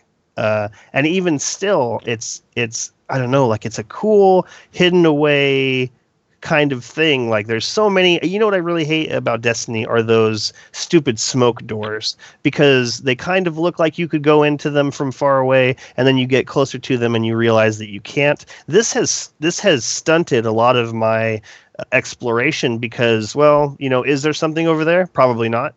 It's probably just a smoke door. So yeah, those okay. Caused I don't know. a few Bungie- wipes in the raid. Bungie likes to throw in troll chests. And I don't mean the ones with the grenades that come out and kill you. I mean the ones that you cannot open, no matter how hard you try. Oh, speaking of which, I want to know what your opinion is on that giant round door by the speaker in the tower goes to. Because me personally, I really want my apartment to be there. Like I want to have an apartment where I can hang up like my Shadow Price and some cool gear or maybe some trophies or something. Like I want to have a place to go. I also want like a guild hall. Like I would love Guardian 1 to have its own place where you can go and hang out, and like another aspect of the social area where you can go and plan, or like I don't know, in Phantasy Star there was this hub where you could go into a door, and then you could switch to where you were going. You could choose your apartment or you could choose your friend's apartment, and you could see what all they put up in their room. And I really want that in Destiny. I really want to know what's behind that round door. Have you put thought into it? I mean, I can't imagine that you have not. What do you think? Well, I like the idea of it being my penthouse suite. Like, I really do. Yeah. Also, kind of the idea of it maybe being like your own personal armory. I know, we have the kiosks and everything. I would love to have a place, though, to actually display some of my weapons. And I include some of the old-ass weapons that I have held on to, much to the detriment of my vault space. Right. So you got to be full then, right? Preaching to the choir. Oh, I'm usually always full. I even have a couple old blues in there. Back from Vanilla Destiny. I don't know if you guys remember the Stalker Bangle. Yeah. Yeah, I still got one that I've never seen it fall since. I've had it fall for me once. It it's looks not in there anymore. awesome. It's Yeah, not in there anymore. I exactly. deleted it because I needed to make room for something, and now I'm sad because I don't have it anymore. And so I looked it up. You can look up on the Bungie app. You can look up pieces of gear, and it will tell you where they drop. And that does not drop anywhere anymore, and that makes me really sad. I'm really sad that I don't have it because it was It's cooler. It's cooler looking than a lot of exotics. Like it really is. Yeah. So I would love somewhere to, or like, like your class items, as a hunter, your capes, whatever. Kind of a place where, like an armory. I'm thinking of an armory, like an armory meets your trophy room sort of thing. Maybe little mementos from the gods and the bosses that we've killed. I think that would be really cool. Some sort of trophy room as to what all we've accomplished, and it could be tailored for each character who goes through that door, like kind of like moments of triumph, but in the game, not just an emblem, but in a game, in the room. Right. I think that would be awesome. So I think that like what I've wanted is like when you run up on the gunsmith, there's just these 2 bars on the wall, and on that wall are weapons just hanging out. I would love that. Or like a stand. Like how cool would it be to have like a guitar stand for sniper rifles where you could walk up to it and be like, here's a bunch of sniper rifles I don't use anymore, but I loved them and used them so much, and now I don't want to break this down. I want to keep this, but I need room in my vault. Like I feel like there should be a place where you can't get to it unless you go to that tower. Like I want to be able to use it. I don't remember who it was that said, talking about like sacrificing to this altar, kind of like you was it you, Jez? I think it was you. What? Where like instead of being able to pull this gun off the wall and still be able to use it, I just want it there. Yeah, like you sacrifice its use to put it up on this wall. And I don't know, I still want to be able to use it. Like I heard that you could break down your original Kostov for parts, and I didn't do that. I still have my original weapon in my vault. Like I just couldn't even do it. And I'm glad that I didn't. Still of the only thing mind that saved you that if you don't use it, you don't need it. Yeah, the only thing that breaking down your Kozatov saved you was stumbling upon the quest in the wild. Is that right? Mm-hmm. Yeah, I'm glad I still have it. You know what though, Jez? I really wish I could be more like that. I wish I could alter my programming to include. I guess that's why you're Titan and I'm a hunter. Is that right? Jez doesn't have to worry about vault space, RudeOnion. I do. God, that must be nice. Right, so many people like watching my son play. He's got like so many greens and blues that are just actually trash. Like not even like I have a machine gun, the Spirit of I can't remember what it was. But it's just a really cool machine gun, blue machine gun that has really great flavor text, and I don't want to get rid of it. I feel a connection to it. Same thing. I've got so many Titan marks and so many Hunter's capes just because they looked cool or they had cool flavor text. I wish there was a way for me to be able to visit them without it taking up, my precious vault space. I'm really hoping and looking forward to there being a legendary version of Mark of the Six Fronts, because that is what I ran on my Titan Year 1 everywhere. I love the flavor. I love the way it looks. It speaks to me. It speaks to me as a Titan. And I feel like if I can find the Hunter's original white cape as a legendary, then this blue should be in there. I haven't looked it up because I don't know. I guess I'm lame. But yeah, exactly. I'm right there with you. Mark of the Pilgrim Guard was my favorite for the longest time when I was on my Titan. I actually picked up, it's one that you can get, or no, let's see. I think I got it right before Rise of Iron came out. But there's a ugly ass Titan mark called Mark of Bluster. And I only keep it because of the flavor text, which is the Blustery Brew is a favorite city tavern amongst Titans. And I think that's fantastic. So I have to keep one because who knows when it won't be available anymore. Right. There's a lot of old hunter capes that I have. I haven't kept as many Warlock Bonds just because they're not as cool or unique looking. But the capes and the butt flags, I definitely have held on to common and uncommon ones from Vanilla Destiny, because I don't know if they're available right now. Right. I suppose I could look it up, but I haven't seen them fall again.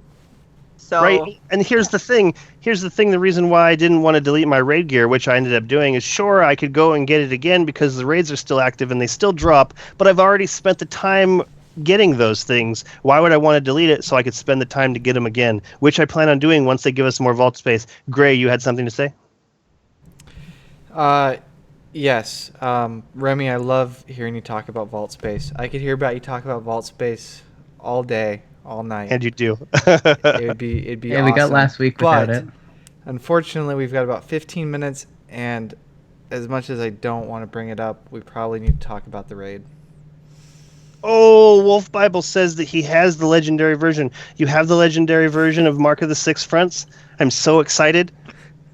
And I still am not going to delete my blue version. This is the problem that I'm having right now. I feel like when Scott said, oh, we're going to try and make not getting vault space on day one, fun for people. I think that's what they were talking about. Oh, you can replace this blue version that you can't use currently with a legendary version that you can, but I can't do it. Okay, Gray, you're totally right. Let's move on.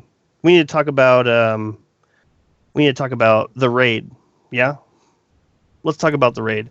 I love Wrath of the Machine. I love the aesthetics. I love that it's not some dank, creepy hive, hellhole. And it's not even like I don't like those. Those are still beautiful in their own right.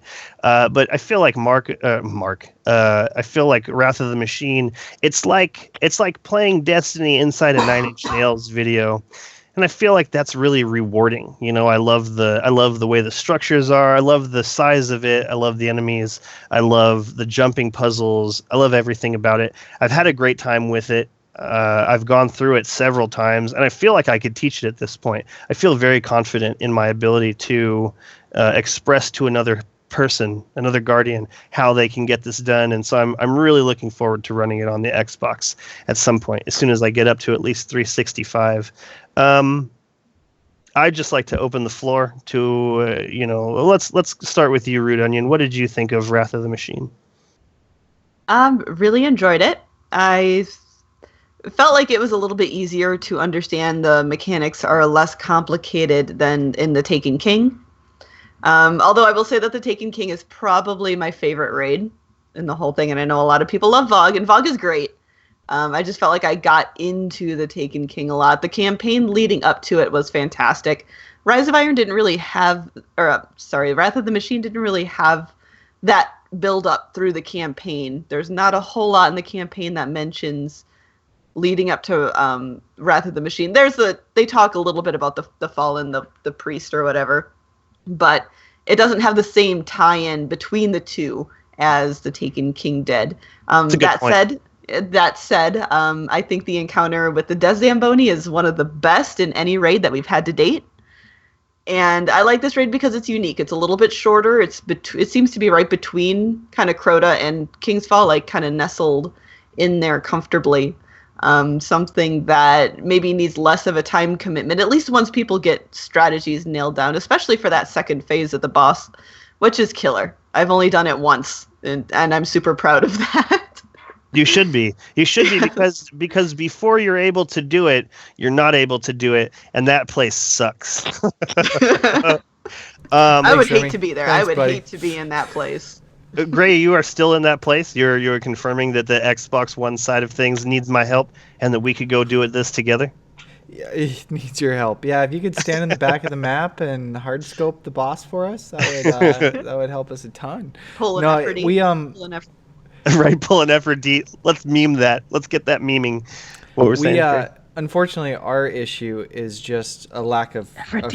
We haven't had enough time on the Xbox One side with the core Guardian 1 guys to run Phase 2. We've roped in some LFG when some guys haven't been able to make it, and we've made good strides. But you guys, I'm sure, would all agree, it isn't so much about the complexity of the mechanic. It's all about execution. It's not making mistakes, and it's so easy to make a mistake that just causes a wipe. Communication and not dying. Yeah, communication is so key. Yep. As K-Dub would put it, the rule of Fight Club is don't die. Don't Right. die. And so actually, Gray, the key, what we ended up needing on the PlayStation side was DPS. Like we brought in people who were able to do enough damage. Like once you get the communication down and everyone knows what they're supposed to do and how you're supposed to roll it out. And I'm even still coming up with better ideas of how to handle this situation. And the next time I play it, I'm going to be putting this into effect. But I mean, communication, it's like half communication and half can you even do this much damage to the boss? Because, in our first tries, it was really bad.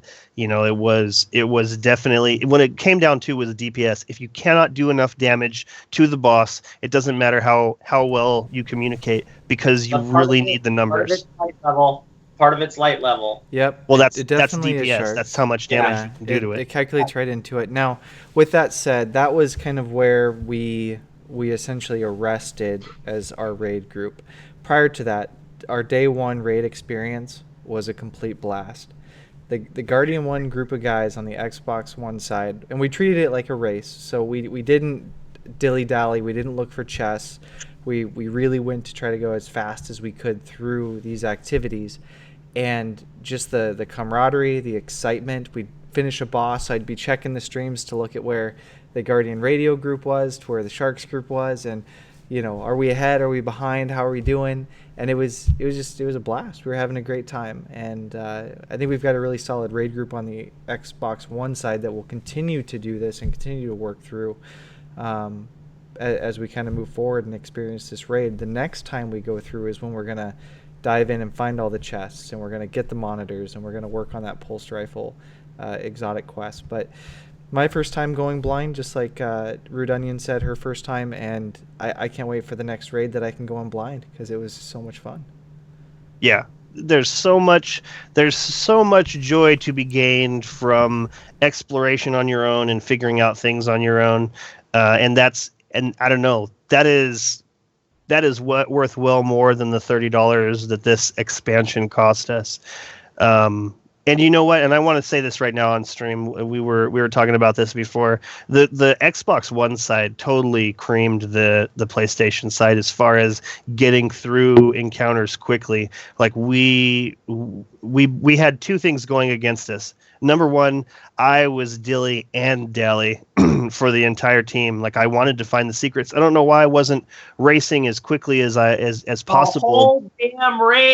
The whole damn raid. I found a ton of stuff though. I found a ton of chests and Siva fragments. You know what? I feel like once I found out that Gray was so far ahead of us, it's like, well, how are we supposed to beat him? Wait, what's more important here? Speed or endurance and success? Victory!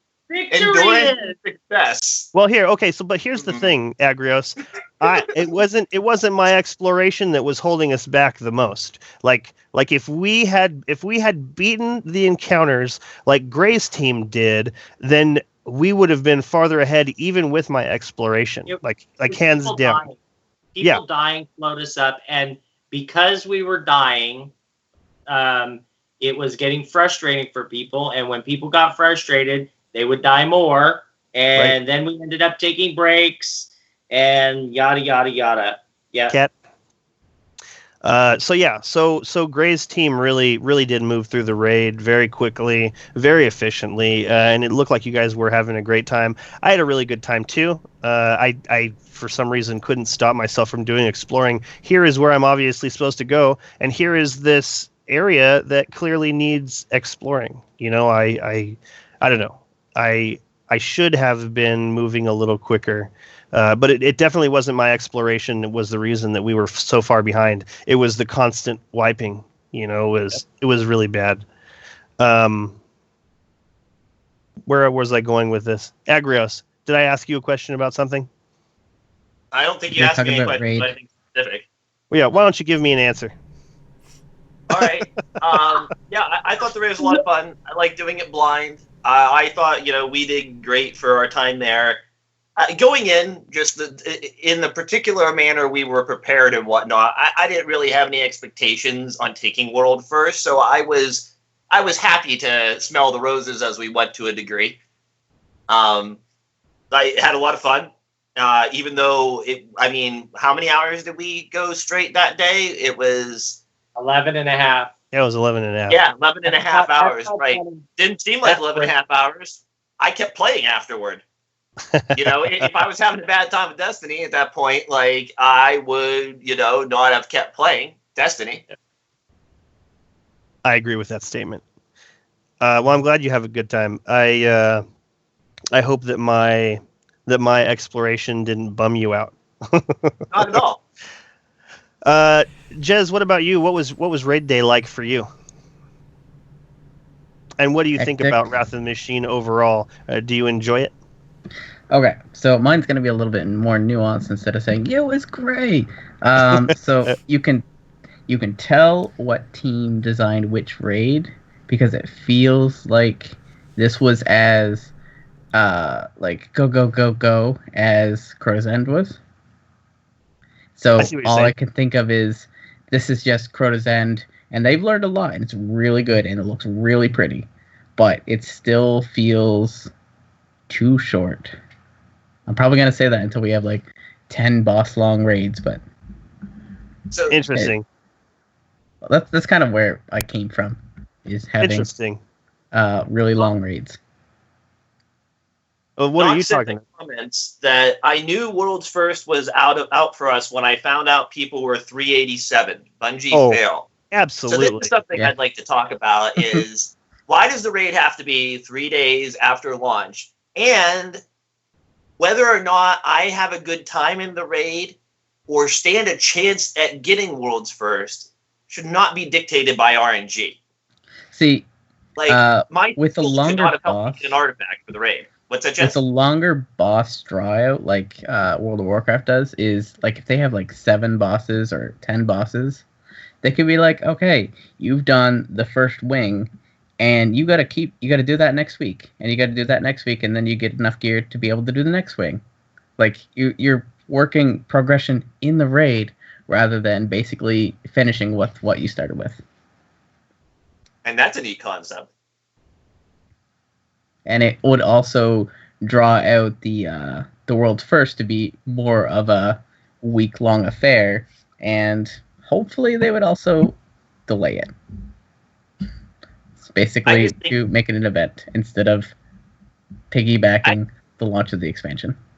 Right? I think totally that, agree, Jez. the amount of skill or time I invested in the game having absolutely no bearing on whether I was going to be able to be raid worthy is not really acceptable, especially in that short of a time frame. Because basically my entire night before the raid grinding was completely wasted because of my artifact holding me back. I would have been over 370 at raid time if I had not been stuck with a 350 artifact permanently until halfway through the raid. Damn.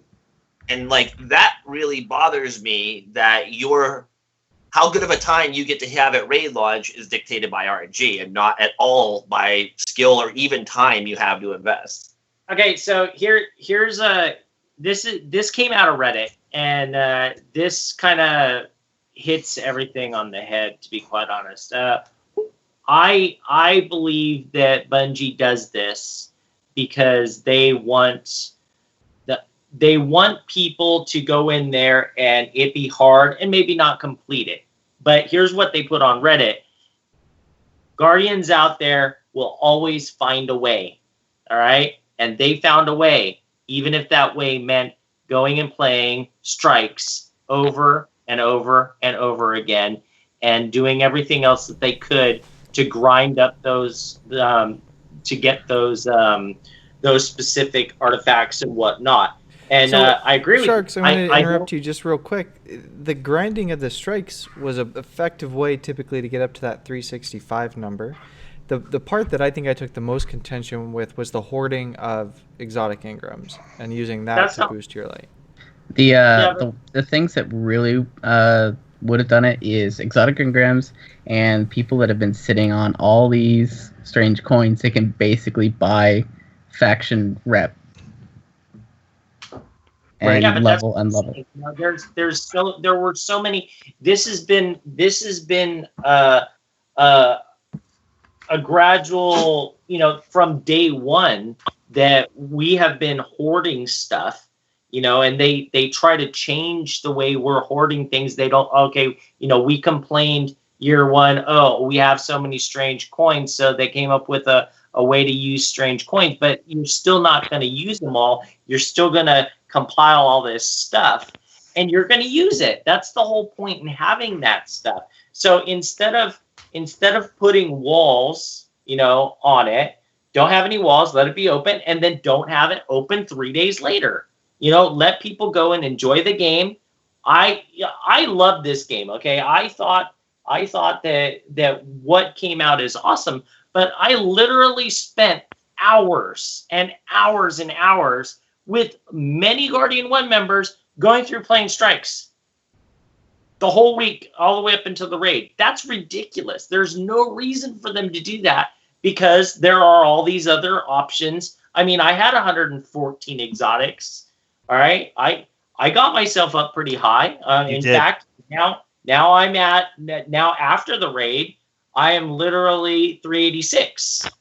So it's like, yeah, there is that, but we're talking about going in there and racing for worlds first, and why not just give everybody that opportunity? Open it up 2-3 weeks later, let people enjoy the game, not sit there and just grind out crap, and then put some groups together and see who wins.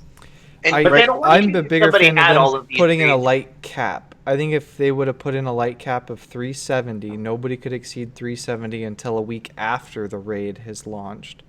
Then that'd be a mark that's probably attainable by most quote-unquote hardcore players, and it's a light level that makes it difficult, right? The 385 groups that were full 385, that phase 2 against the final boss was not nearly as difficult as it was for those who were 365 groups. Well, even with one 380 character, even with one 380 character, you're still going through that second phase very quickly, or at least compared to not beating it at all with the 360s. The barrier from them going from being like orange numbers to white was basically 372. Yep, that's what I saw too. And it doesn't matter how much you saved up. Even Sharks could have fell victim to what I fell victim to. Like, I had 1,300 motes of light, 1,000 strange coins, but it doesn't mean my artifact was going to go above 350. And it literally had me frozen at 367, 368. I could not go past there. Everything I got was duplicates of my light levels because that artifact was holding me back so bad. And that's when you do the skeleton keys. I did. I popped all the ones I could before the raid. I farmed everything I could before the raid, and I could not get above a 350 artifact before raid time.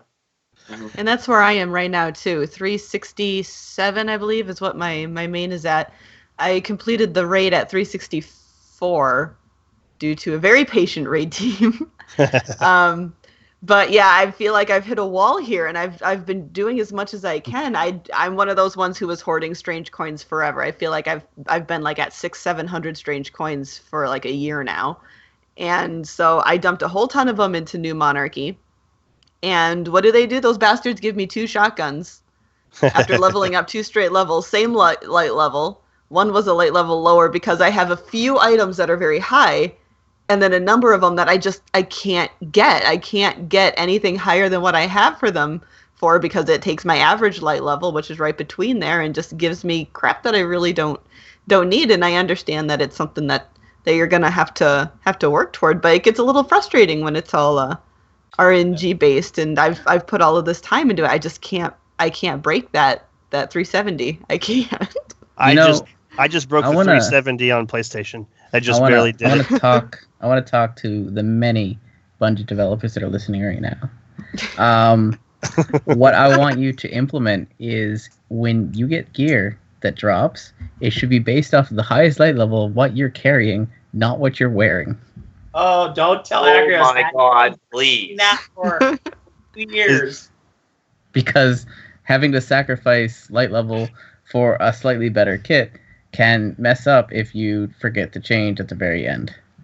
Totally. Not only that, but the game's about having fun. I shouldn't be pigeonholed into having to use certain things to keep my level at where it is. I'm so tired of that. Like, let me change to what guns I want to use and stuff like that. Putting light level on the guns was the dumbest thing Bungie ever did. Yeah, I have a question. Instead of going this way, did you guys enjoy the raid?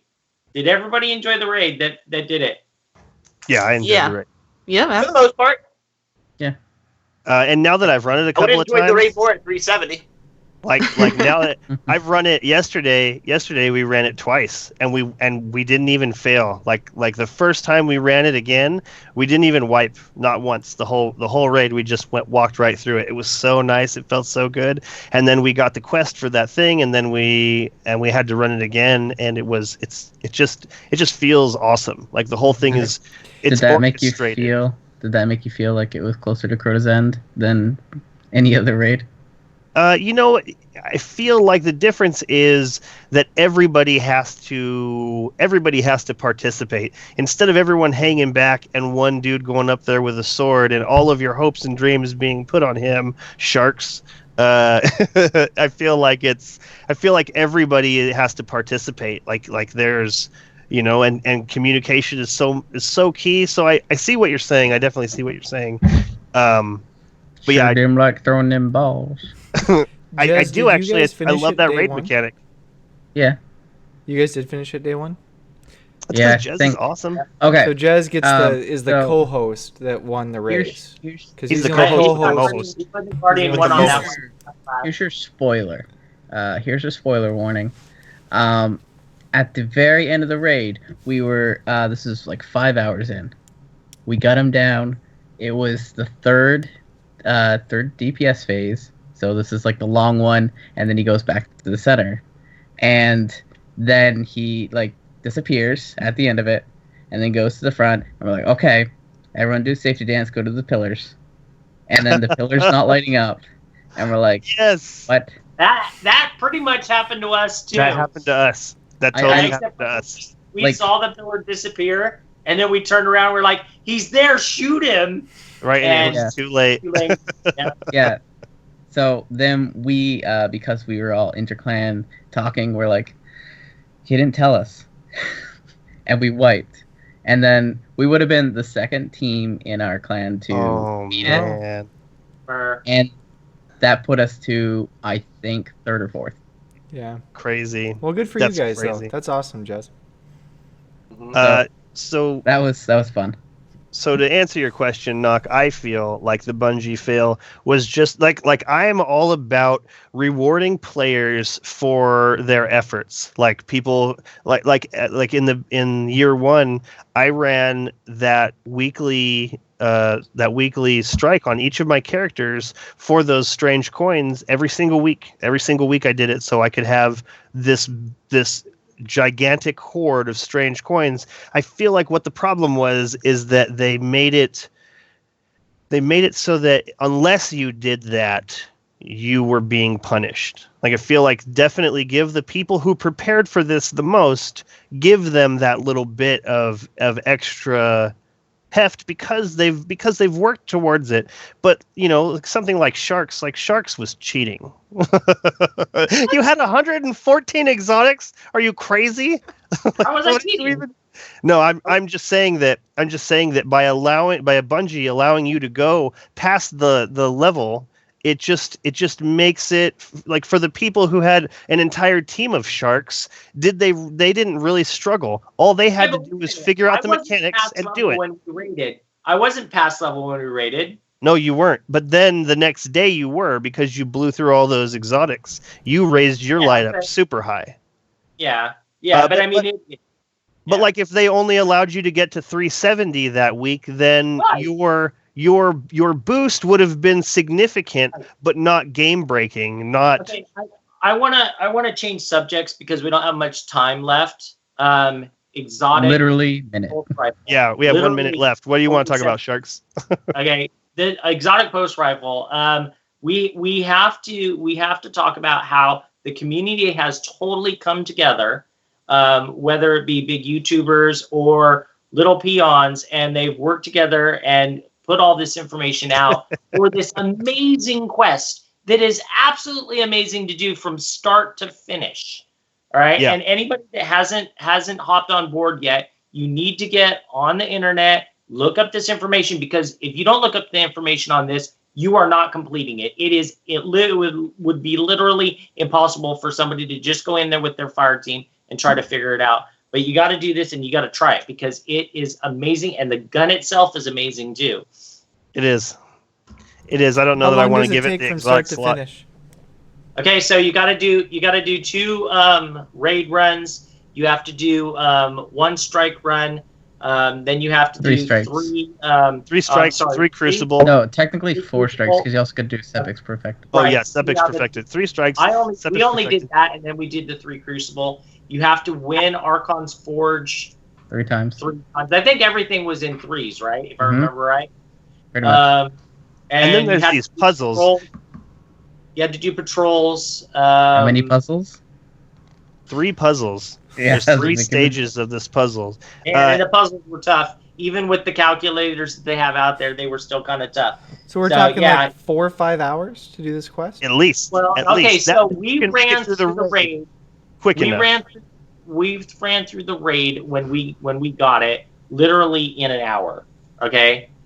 So if you because by the time you're doing this and you're finishing the raid and you're being able to go in there with a good group and do this, you're gonna knock stuff out pretty quick. You can do it in a day.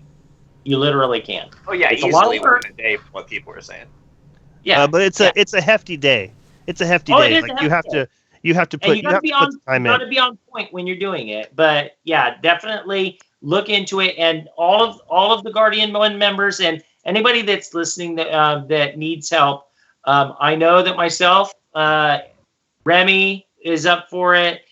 Jaded is up for it too. We will help bring people through and get this stuff done. Same thing with K-Dub. Also- We'll jump on and do this stuff and help you guys get this quest. Here's the most important advice. It has Make to sure be you Hunter, have a- Warlock, and a Titan. Yes.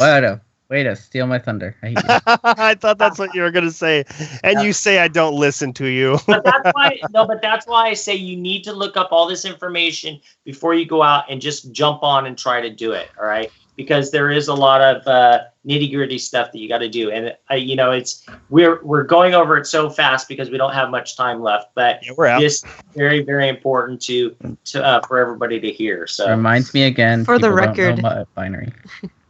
Yeah, for the record too, I just want to add that some buddies of mine who I talked to, they're the ones who told me about the quest and everything. They did it in about 7 hours, is what they quoted me. They probably had a pretty good team together to do it with. It might take more or less depending on the team that you got and what you look up versus what you just kind of just let yourself discover for yourself. But that's about what they quoted me. It was about 7 hours, and he's like, "Yeah, we'll help get you through it. Don't worry about it." Hey, look at that. Jelly's in the chat. How's it going, Jelly? Nice to see you again. Thank you very much for making sure that we made it through that raid. We would not have done it without you and your 3 million points of DPS. Because I feel like when we finally beat it, when we finally beat that first time when you were there, we beat him at the very last possible second. I feel like the screen was starting to go white-red, and we were about to be wiped off the face of that planet. And it was really only because of your DPS. Like we did the communication and we did everything asked of us, but without your help, Jelly, it would not have happened. So Hold on. Jelly and I Remy, had a good are you thing telling going me on the that you left brought side in a there. ringer? You brought in a ringer to beat the raid? No, we So lost. you beat Team we Gray? lost. We lost So, a member. Jelly and I had a good thing going on the left there. People, don't mess with us, okay? Yeah, so 3 higher light guardians and 3 lower light guardians, and we teamed the lower light guardians up with the higher light guardians so that we had all our places covered. I was teamed up with Jelly. I was And every tanking in the time that I corner, got Jelly was squirt cannon. tanking on the left side. Jaded was tanking on the right side. Every time I would get the Scorch Cannon, since I was the lower light guy, as soon as I dropped my Servitor, I'd run my Scorch Cannon back to Jelly and give it to him because he'd do 90,000 on the headshots. 90,000 with that My cannon, weapon, and always give him the Scorch Cannon. right? All right, we got to go. We are over. We are severely over at our 5-minute over.